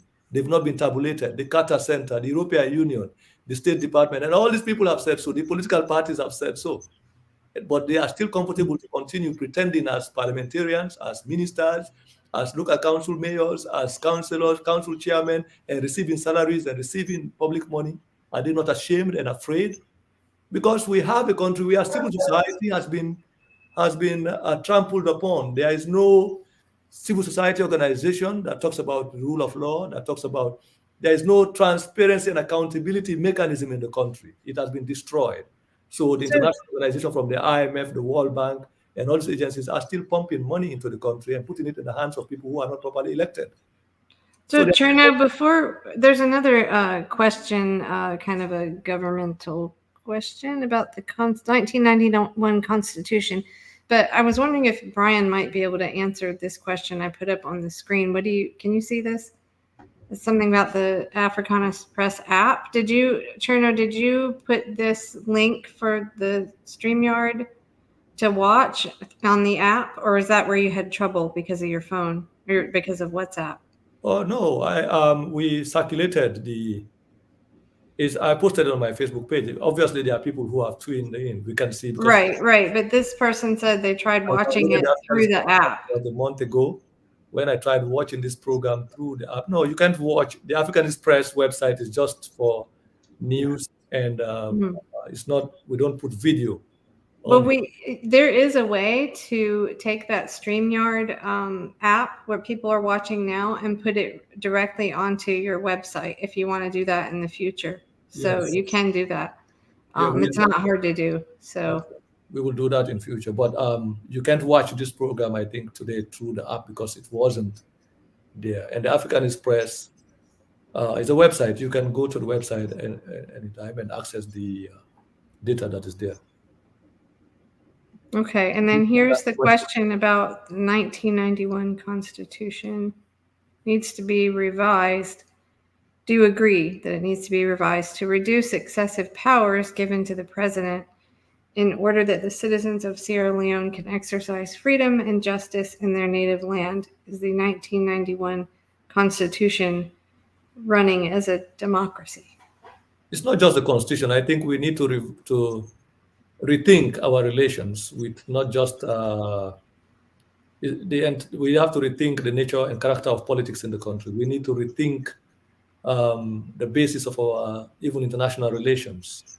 Like I said, it's possible to have international relations without necessarily trample upon the civil liberties and the freedoms of Sierra Leonean citizens, that the resources in Sierra Leone have to be have to address the poverty conditions in the country. We have to have a constitution and a government and a set of people who believe that the emancipation of the conditions of the people of Sierra Leone has to be the primary basis of governing the country, that international relations have to be conducted on the basis of upholding the interests of Sierra Leone at heart. So it's not just the addressing of language provisions of the constitutions, about having the kind of government and the governmental arrangement, the kind of society that we aspire, the kind of country that addresses that provides the minimum standards of human existence, good roads, electricity supply, healthcare, housing, education, quality, real quality education, access and quality standard education, human development, issues that address human development. That is the kind of society we need. We need the infrastructure, the legal and kind of mindset that addresses that. We can continue with the current situation. For 60 years now, we've moved from a state that was handed to local politicians by the British. And 7 years after that, it moved into a terroristic one-party state where civil liberties were absent. And diamonds have been mined for nearly 100 years. Resources have been taken out. Nobody can explain this contradiction between the abundant wealth in the country and the massive growing poverty in the country. So, that is what we need to rethink. How is it that we have a country with so much wealth and massive poverty and a handful, less than 1% of our population, politicians who think it's their right to loot and facilitate the theft of these resources? And we cannot have a situation where politicians will organize an election and then without an election result think they can carry on running a government. And we have international people who are friends and allies of Sierra Leone thinking that is the right thing to do and believing that a hotel agreement can substitute a national constitution. We are in the world in the 24th century, half a quarter in the 24th century where this kind of human behavior, human conduct. It's not just the constitution. I think we have to address this gangster kind of arrangement. It has to be rid of. We need a civilized society, a civilized country, and civilized. So you have more documents that haven't been released, correct? More will come out. I have said in the past that we are not yet up to 25% of the evidence in our disposal, and I mean that deliberately. And part of the restraint that I now have, that we have come to exercise, is being concerned about, the situation in Sierra Leone, what they call the fragility, because when you have such a desperate climate where people are poor, people are hungry, and they see this massive loot of resources, then the impunity that goes with it, both locally and internationally, it's a fragile situation to deal with. And so it's about being careful and being responsible and being concerned about what we can do to address the situation peacefully and democratically without this ongoing state-orchestrated violence that is happening all over the place. So that is why, you should talk about that. We've been holding back to some of these evidence, hoping that we can talk about these things privately to people who are concerned and dealing with the situation in Sierra Leone, that at least they will have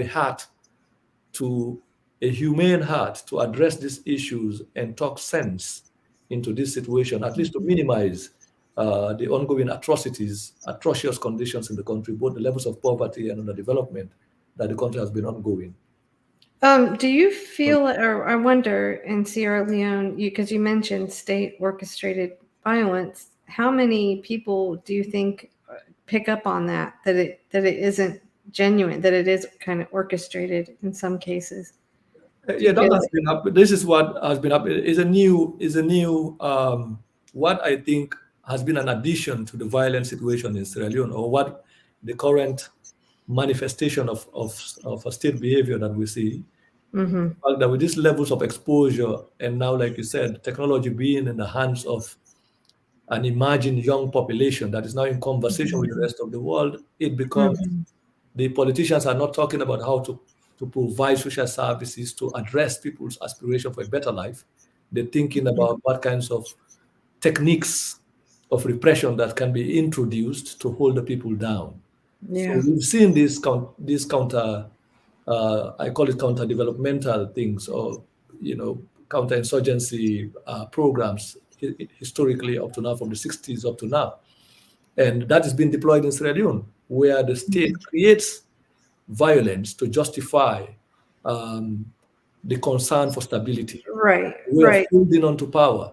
So, in fact, the IMF, for example, talks about the reason why they continue to fund African governments is that fragility is now a primary basis of concern. In the past, they talk about corruption, transparency, and accountability. Now they've shifted, they've moved from that, and now are not concerned. They are saying that if they don't give loans or debts on these heavily indebted countries in Africa and other parts of the world, then they are going to slide into crisis.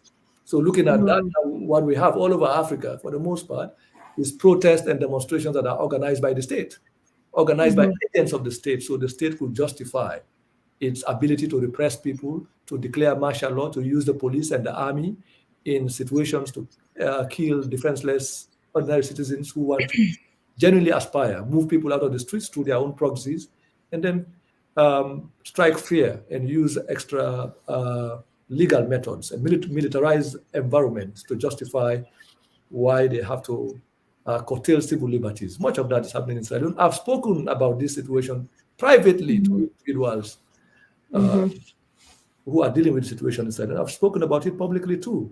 So we have to, I think, part of what we are trying to develop now is a political education process where we can educate people about the nature of the state.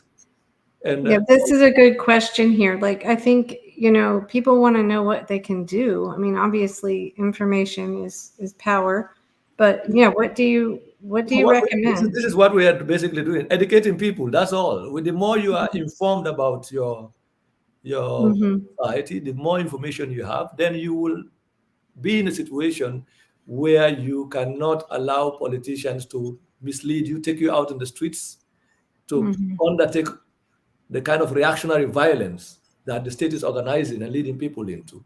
I believe a well-informed population will discover their path to progress. That is why I do what I do. We continuously provide information.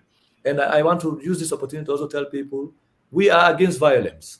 We are repeatedly called out state violence, and we will continue to expose any individual who is trying to orchestrate violence. We believe the situation in Sierra Leone can be addressed peacefully by exposing these kinds of things that are happening so that people get informed. When the agents of destruction are exposed, people who are responsible for this corruption and bad leadership and violence are exposed, then people will have the opportunity of understanding what kind of leaders they will seek for and whether they are willing to support corrupt individuals who are responsible for their own poverty. So information dissemination, information sharing, credible information dissemination. That's what I'm talking about. I'm not talking about misinformation.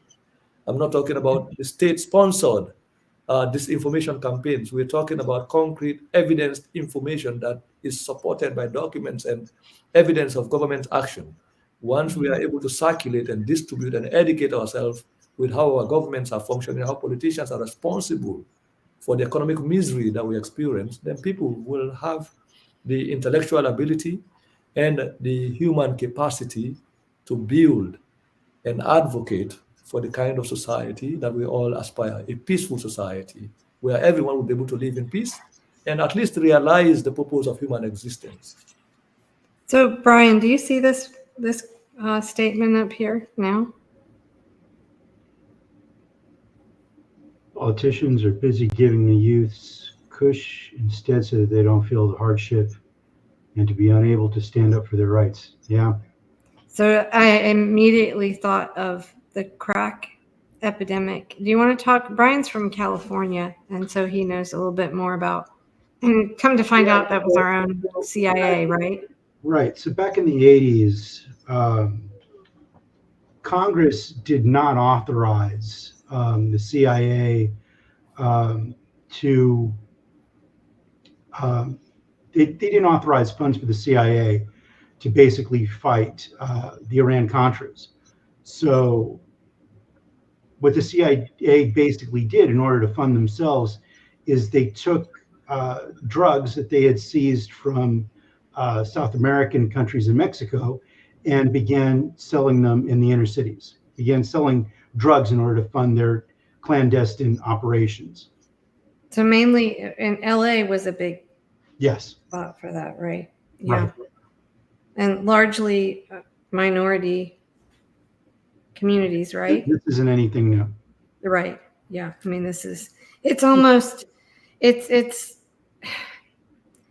just to see all of this, it's the same. If we can get everyone to sort of recognize that these things, and it sounds like a lot of you readers do know, but you know that it's the same tired old formulas that they use everywhere over and over again. Yeah. But I mean, I know as an American, most people still don't. I mean, we have more people are waking up, but I think that there's still a large part of the American population, like that, for instance, that has no idea about that story. They don't know about Gary Webb, Right. The writer of the LA Times that uncovered that.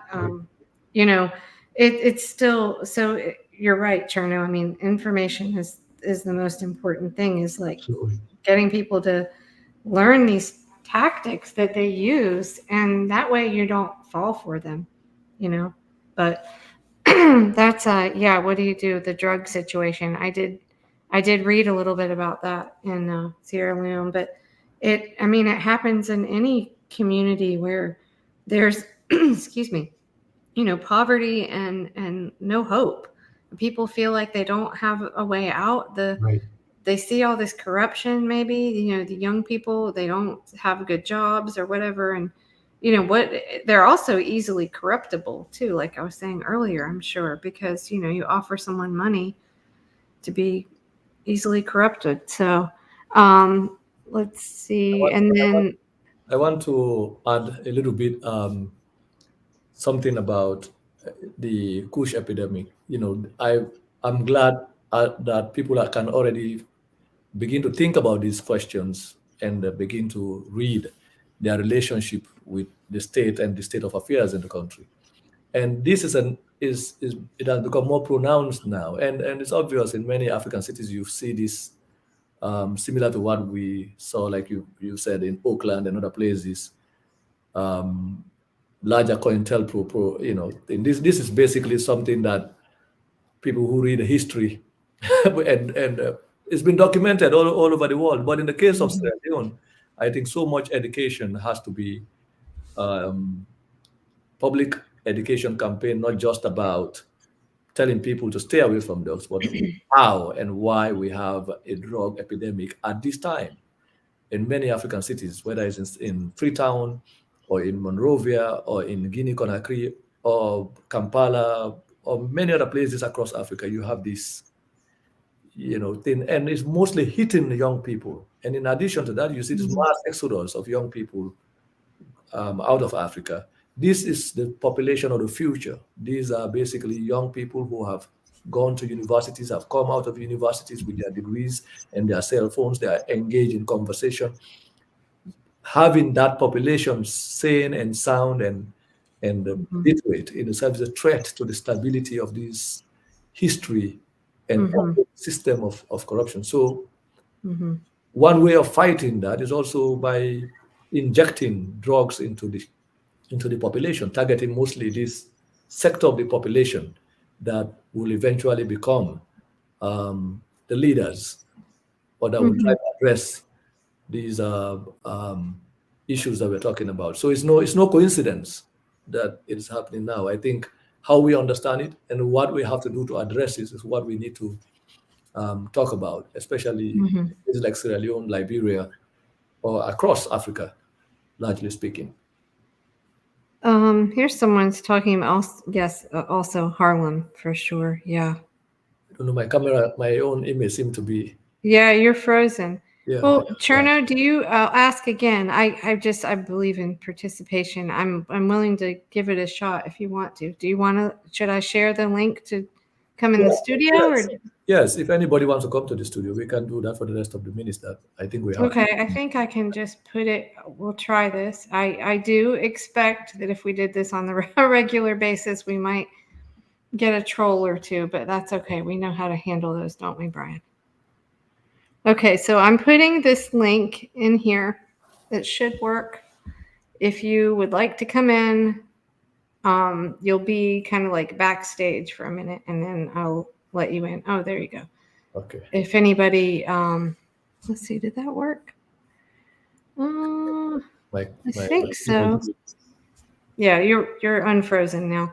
Yeah. So we'll give it a minute and see if anybody wants to come in and talk. I find that, here for the past, since 2016, I mean, it's how Brian and I actually met, was when people can come on and talk and participate, then, I mean, they start to feel like they have a little bit more power. And that's what I think is so great about these tools like this, because otherwise you just feel like you have no voice, But the ability that we have is with independent media to host things like this on a platform. Sorry, my dog is being loud. That starts to give people some hope, I think. I feel like they have a voice. So, but then again, a lot of people don't like to be on camera. So, but I thought I'd give people the opportunity if they want. And I'm sorry that Alex had trouble getting in. I don't know what happened there. But, I would like to share something while we're waiting to see if anybody wants to join. Something you sent me kind of later on after we had done the interviews, because there's just so much information, was this, here, let me share it. Here's the first one, Independent Media Commission Act. Again, I just want to say that it's like, I feel like reading these things, they were just so blatantly like state media, like we're going to control everything and shut down all dissenting voices. And I feel like, we have some cases now here where it's been uncovered that Twitter, for example, that the government contacted people at Twitter and said, shut down any voices of dissent, like during the pandemic and stuff. So we do have that here, but it's much more hidden. And I feel like reading these things here, let me see if I can flip through some of it. It was just, it was just shocking that you have to have, let's see, it's a lot of paperwork here, but there was the Independent Media Commission Act in 2000, where you have to have like the radio stations, and has to be registered. I mean, we have some of that, but I'm wondering how they're trying to combat independent media on the internet in Sierra Leone. Chernoh, do you want to? I was really curious about that after reading through a couple of these documents. Like, do people? I'm assuming not everyone has a computer, and there's so much poverty. But most people have a phone. Would you say? Yeah. Okay. Because you can do a lot of streaming just from your phone alone, but is there a lot of effort to have? I mean, I found, because I saw some of your interviews where you had been on other channels in Sierra Leone, but do you find there are a lot of young people trying to do their own, streams, or is that just, are people too fearful to do that kind of thing? You see, this is with the end of the war, they introduced, they're talking about 1991 Constitution now. That somebody's talking about. The national Constitution supposedly makes it the fundamental rights of citizens are supposedly enshrined in national constitutions and this is also acceptable or supposedly encoded or written into international law. Mm-hmm. To life, right to conscience expression, freedom of speech, and all that. So in the case of Sierra Leone, what they have done is the creation of secondary legislations to control the facade, the semblance of an open society, while at the same time, they have institutions and legislations that they've created that serve as a check against the emergence of real alternative independent forces. Mm-hmm. On the political front, they have what they call the Political Parties Act of 2002, which they have revised now and made it more difficult for independent actors to constitute a political party. Mm-hmm. And one key thing is to commercialize the right to association, because you have to pay a fee to register as a political party, as a political party, and the range Right. of other requirements, including owning property and all those things, or renting property for a period of 5 years. In a country with mass poverty, many people, even if they are dissatisfied with the existing political organization, cannot constitute a constitution of their own. It's only the elite who will break away from the existing parties and constitute splinter parties, and then end up going into the bargain to increase their capital, their political capital. They do that.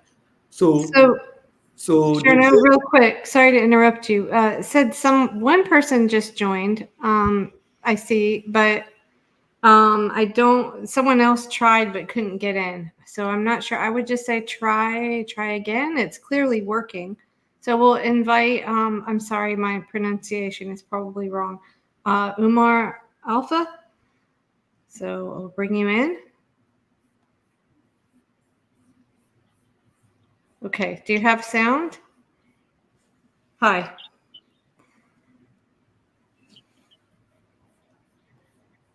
Let's see if your microphone is working.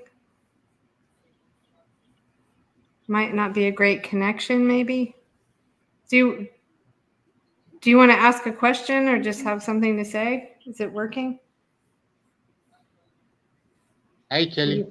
Hi. Oh, internet connection issue, maybe. Okay, and to Ibrahim, someone else, I would just say try again. It is working. But I know Brian had trouble the first time. He even tried to get in, and we're in the US, so I'm not sure. Just try again. So, like I was saying, these secondary legislations limit these fundamental rights. One, because in the case of political parties, it imposes financial requirements, and those financial requirements, like commercializing the right to association, is where you place financial impediments to the exercise, to, as a way to limit the right to exercise your right to association. And one way through citizens exercise their right to association is by joining unions or constituting political parties, political association. So in the case of Sierra Leone, you have these regulations. They set up a commission, the institution and the law that gives the state authority, and these institutions are always staffed by appointees, individuals who are appointed by the president. So it means that when they claim they are independent institutions, they're actually carrying out the dictates of the executive. They become executive branches or branches of the executive arm of government to regulate the rights of citizens. So the same for the media commission, the same, you have these parallel institutions or secondary institutions that are the result of secondary legislations, which are themselves have become a limit to the right to decide. Okay, we have a couple people it worked. There's only one, I will tell you, I'm being cautious. There's only one here that I didn't see in the chat prior, but we'll give you a try. If anybody's here to cause trouble, because we know Chernoh is targeted a lot, we will remove you, but welcome. Hope you have something you want to share.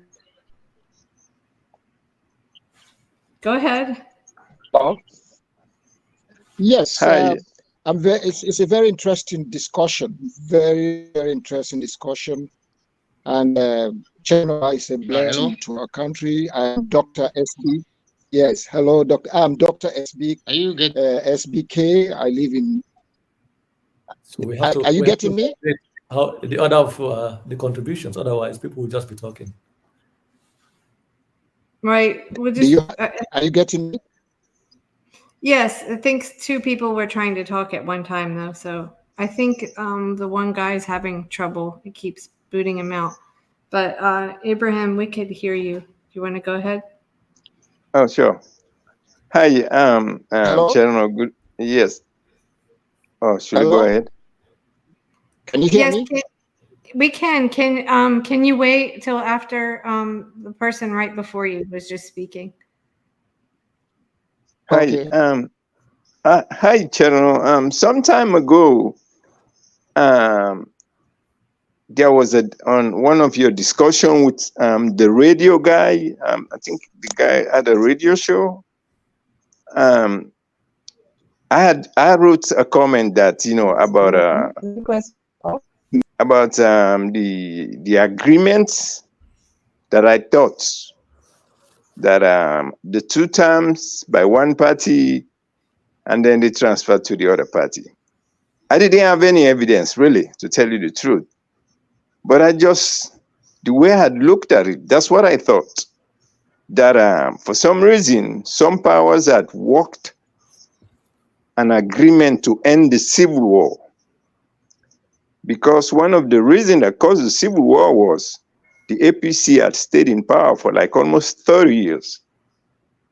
So people had to fight to get power. So I thought, without any evidence though, that in order to stop the war, they had shook the hands of the devil. They had agreed that after the SLPP served 2 terms, they should hand over to the APC. Likewise, I think the only snag this time is nobody had expected Amada Bureau. That's what I thought. Do you mean Chernoh explained to me that he campaigned on promises to clean up corruption? Did you feel like that was just a scam? It was a scam. No, he was a scam. He was a fraud. Mm-hmm. Yeah, so it's just a comment. So I don't know what Chernoh thought. I mean, what he thinks.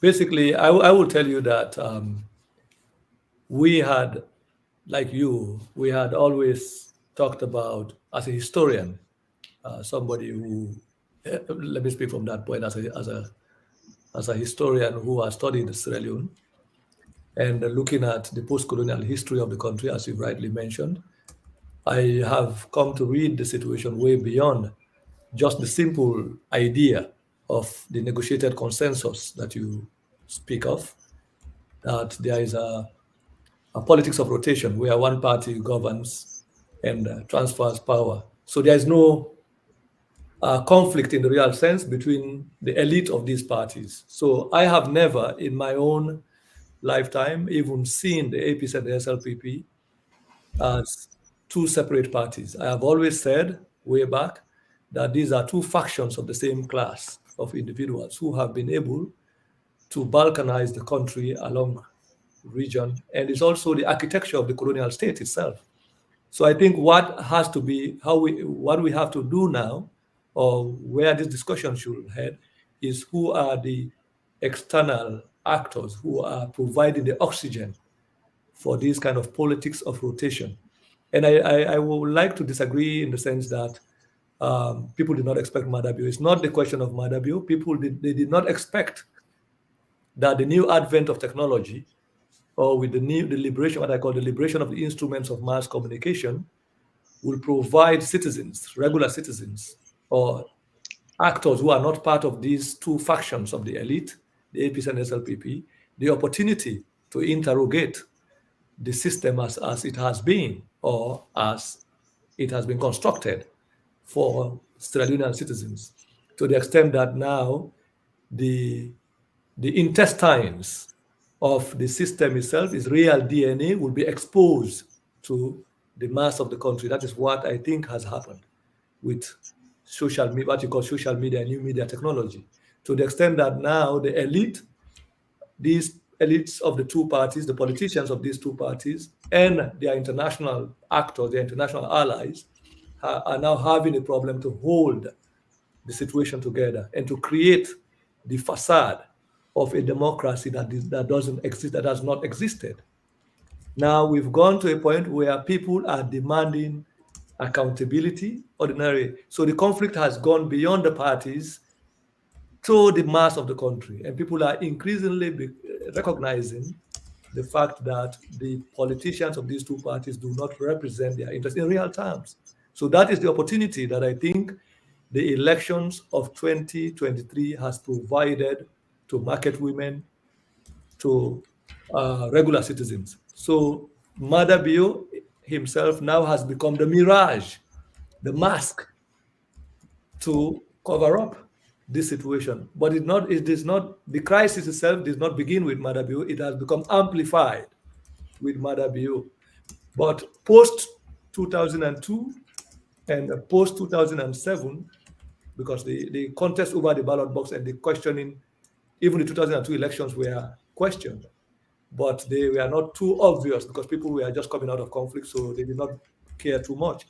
But by 2007, the question of whether the ballot box itself is providing people with the true representatives of their own choice started emerging. By 2012, it became more amplified. By 2018, it started becoming consolidated. By now, the idea has become entrenched among ordinary people. So the question for the elite is, how do we hold this thing together?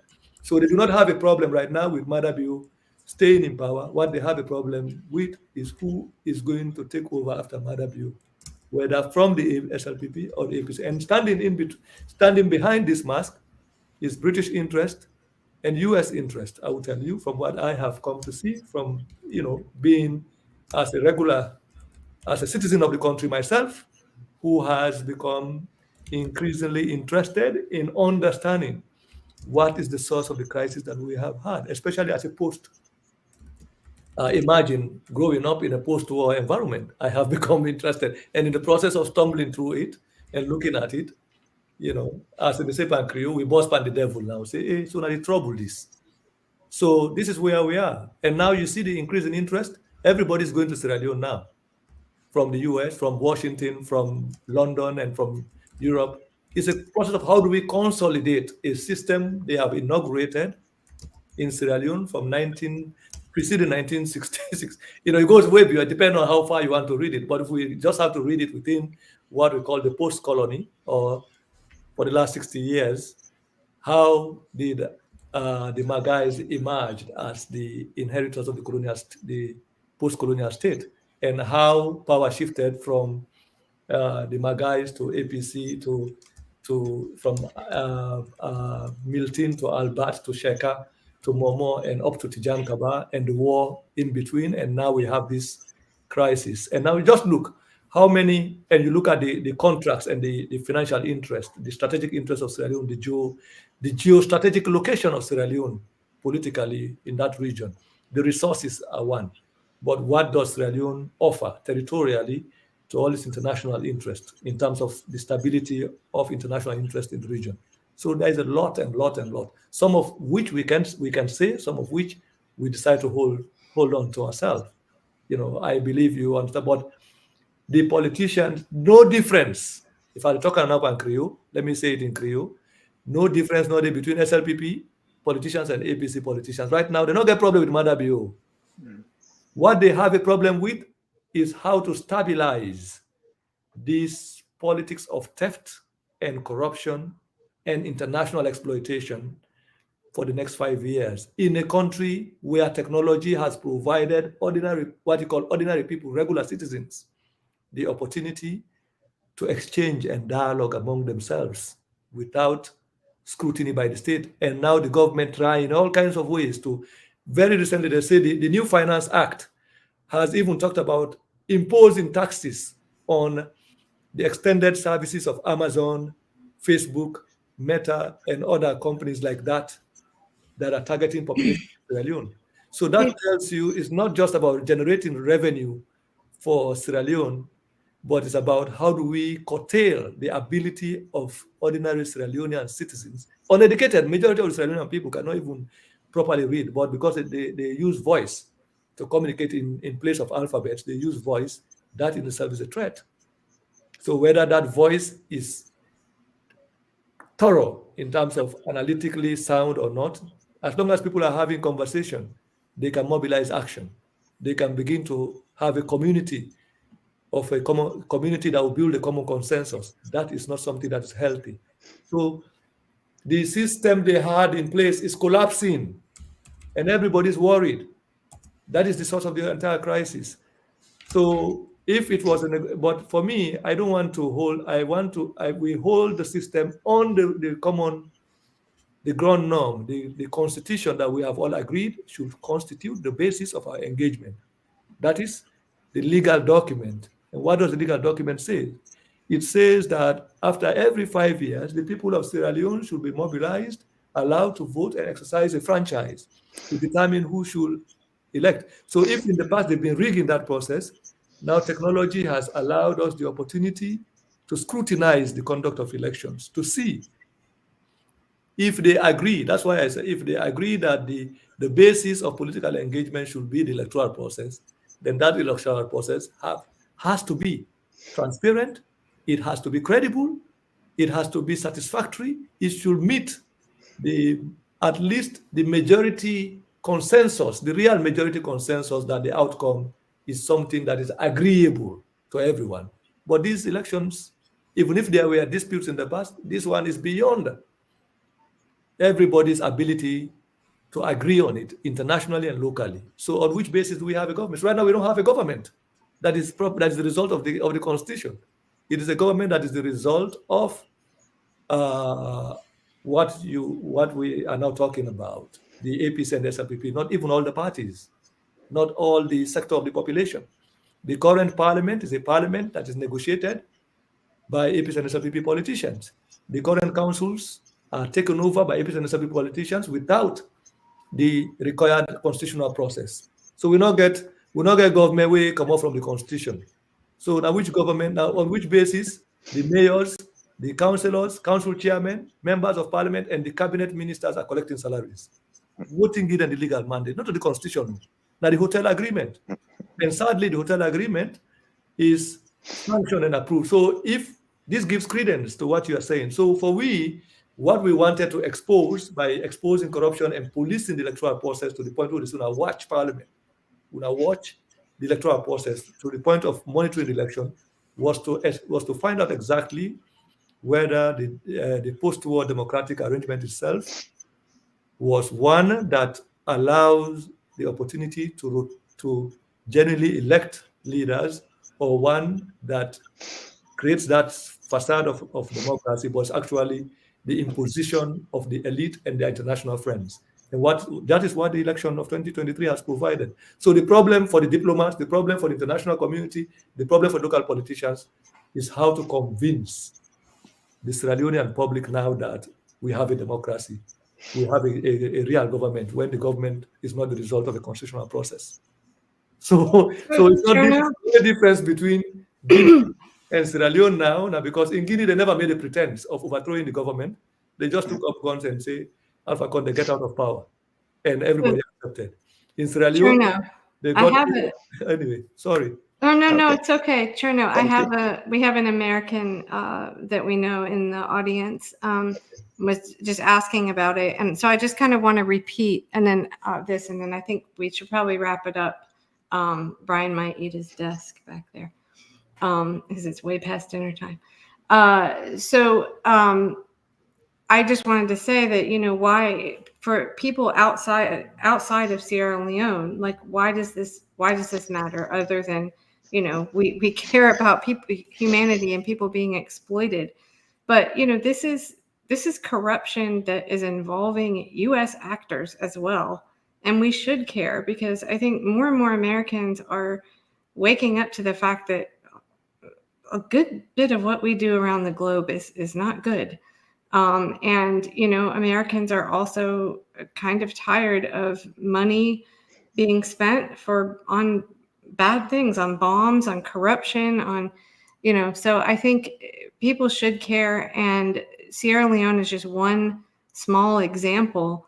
But, really what grabbed my attention was Chernoh's, just relentless pursuit of, sharing the truth much like, in his publication, Africanist Press, much like WikiLeaks has done. And it's, people can come and share.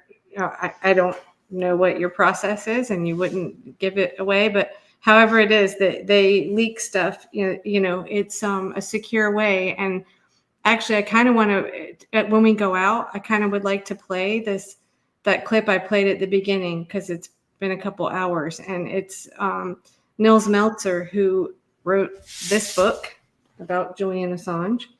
And he was saying that, yes, WikiLeaks is a threat, but basically what's even more of a threat is if there's 100 WikiLeaks or 1,000 WikiLeaks, or, more places that publish where whistleblowers can go. When they see corruption, they can go and release this stuff to the public, because, like we talked about in our live stream last week, a lot of whistleblowers do try to go, the majority of them try to go through the proper channels. But when everything is corrupt all the way up to the top, there's a lot of times no other option other than to just try to get get the truth out there. So with that, and I think we should probably wrap it up. It's been over 2 hours, but very informative, Chernoh, as always. And, if you would like to host more of these with StreamYard, I know you said you usually use Zoom, but, I'm happy to facilitate that. I hope. It looks like we've had a steady, like around 30 people, which is not bad considering all your, as much as your shadow banned and hidden and your WhatsApp thing is silent. So maybe the word gets out. You could, let people know ahead of time and share links if that's safe. Mm-hmm. So Chernoh, why don't you say something wrapping up, and then I'll go out with the clip of Meltzer again. Yeah, I just want to thank you and thank Brian for the time and the effort and the solidarity with our work. The other thing I want to tell the public is that we are going to resume our publications, and the Africanist Press series is going to continue. We have added a new voice process to the writing, which is the podcast that is now spreading out. We are in the process of spreading it out. Is now covering, I think, up to 37 countries now across, with audiences in these parts. We are going to publish a special report in the upcoming weeks regarding the cyber operations of the government of Sierra Leone that involves various political actors and organizations that we intend to do in addition to other information. So that's what I want to say. We haven't been quiet. We are still working on the same process of engaging and revealing aspects, this ongoing theft of resources. We are committed to truth, and everything we publish is going to be supported by documentary evidence. That is the cardinal rule of the Africanist Press. We want to uphold those standards. The next thing I want to appeal to each and every one that supports the Africanist Press is to help us disseminate our work. We know we are being attacked on all fronts, but we will not be silenced. We cannot allow dictators to have a field day without being scrutinized. And be peaceful. We are against violence. We believe, as dangerous and as serious a situation is, we can address it using the peaceful methods and mechanisms we've set in place by continuously producing information, credible information about government actions and activities that happen in the dark, and making it, we believe, an enlightened population will definitely make the right choices in the future. We are already making progress. The fact that they cannot steal the elections and get away with it is as a consequence of our ongoing conversations online that we held continuously leading up to the elections. It exposed the politicians, their planned effort to rig the election and the rigging of the elections. And we will continue to expose this. So be peaceful. We appeal for peace. We appeal for calm. Everybody, and let me say it in Creole, not allow politicians to drag on the street and cause violence. Stay peaceful. Not allow politicians to mislead. And we can address the situation in Sierra Leone using the peaceful methods that we have used. We will continue to discuss with people who are concerned about peace, who are concerned about democracy, to help us hold the government of Sierra Leone accountable. And the commitment to fight for democracy is one that we should not give up. That's what I want to say. And I thank everybody for listening. And we will share this link, the link to this discussion on our various WhatsApp and Facebook and social media handles. And we will also make the audio available on our podcast for people who were not present here, so they will listen to it. Thank you very much. Thank you, Kelly. Thank you. Yes, thank you. Thank you, Ibrahim, for coming in. You're welcome. Okay, thank you, everyone. All right, here we go. This is really about state secrecy being exposed by an investigative journalist who has come up with a mechanism that is extremely powerful because it offers whistleblowers a possibility to transmit evidence for misconduct anonymously without, incurring a lot of risk. And WikiLeaks, his organization, would then publish this evidence for the benefit of the public. And so that's extremely powerful. And governments immediately realize that if this proliferates, if there's not one WikiLeaks, but maybe 100 or 1,000 WikiLeaks at some point all over the world, then that's the end of our business model of secrecy.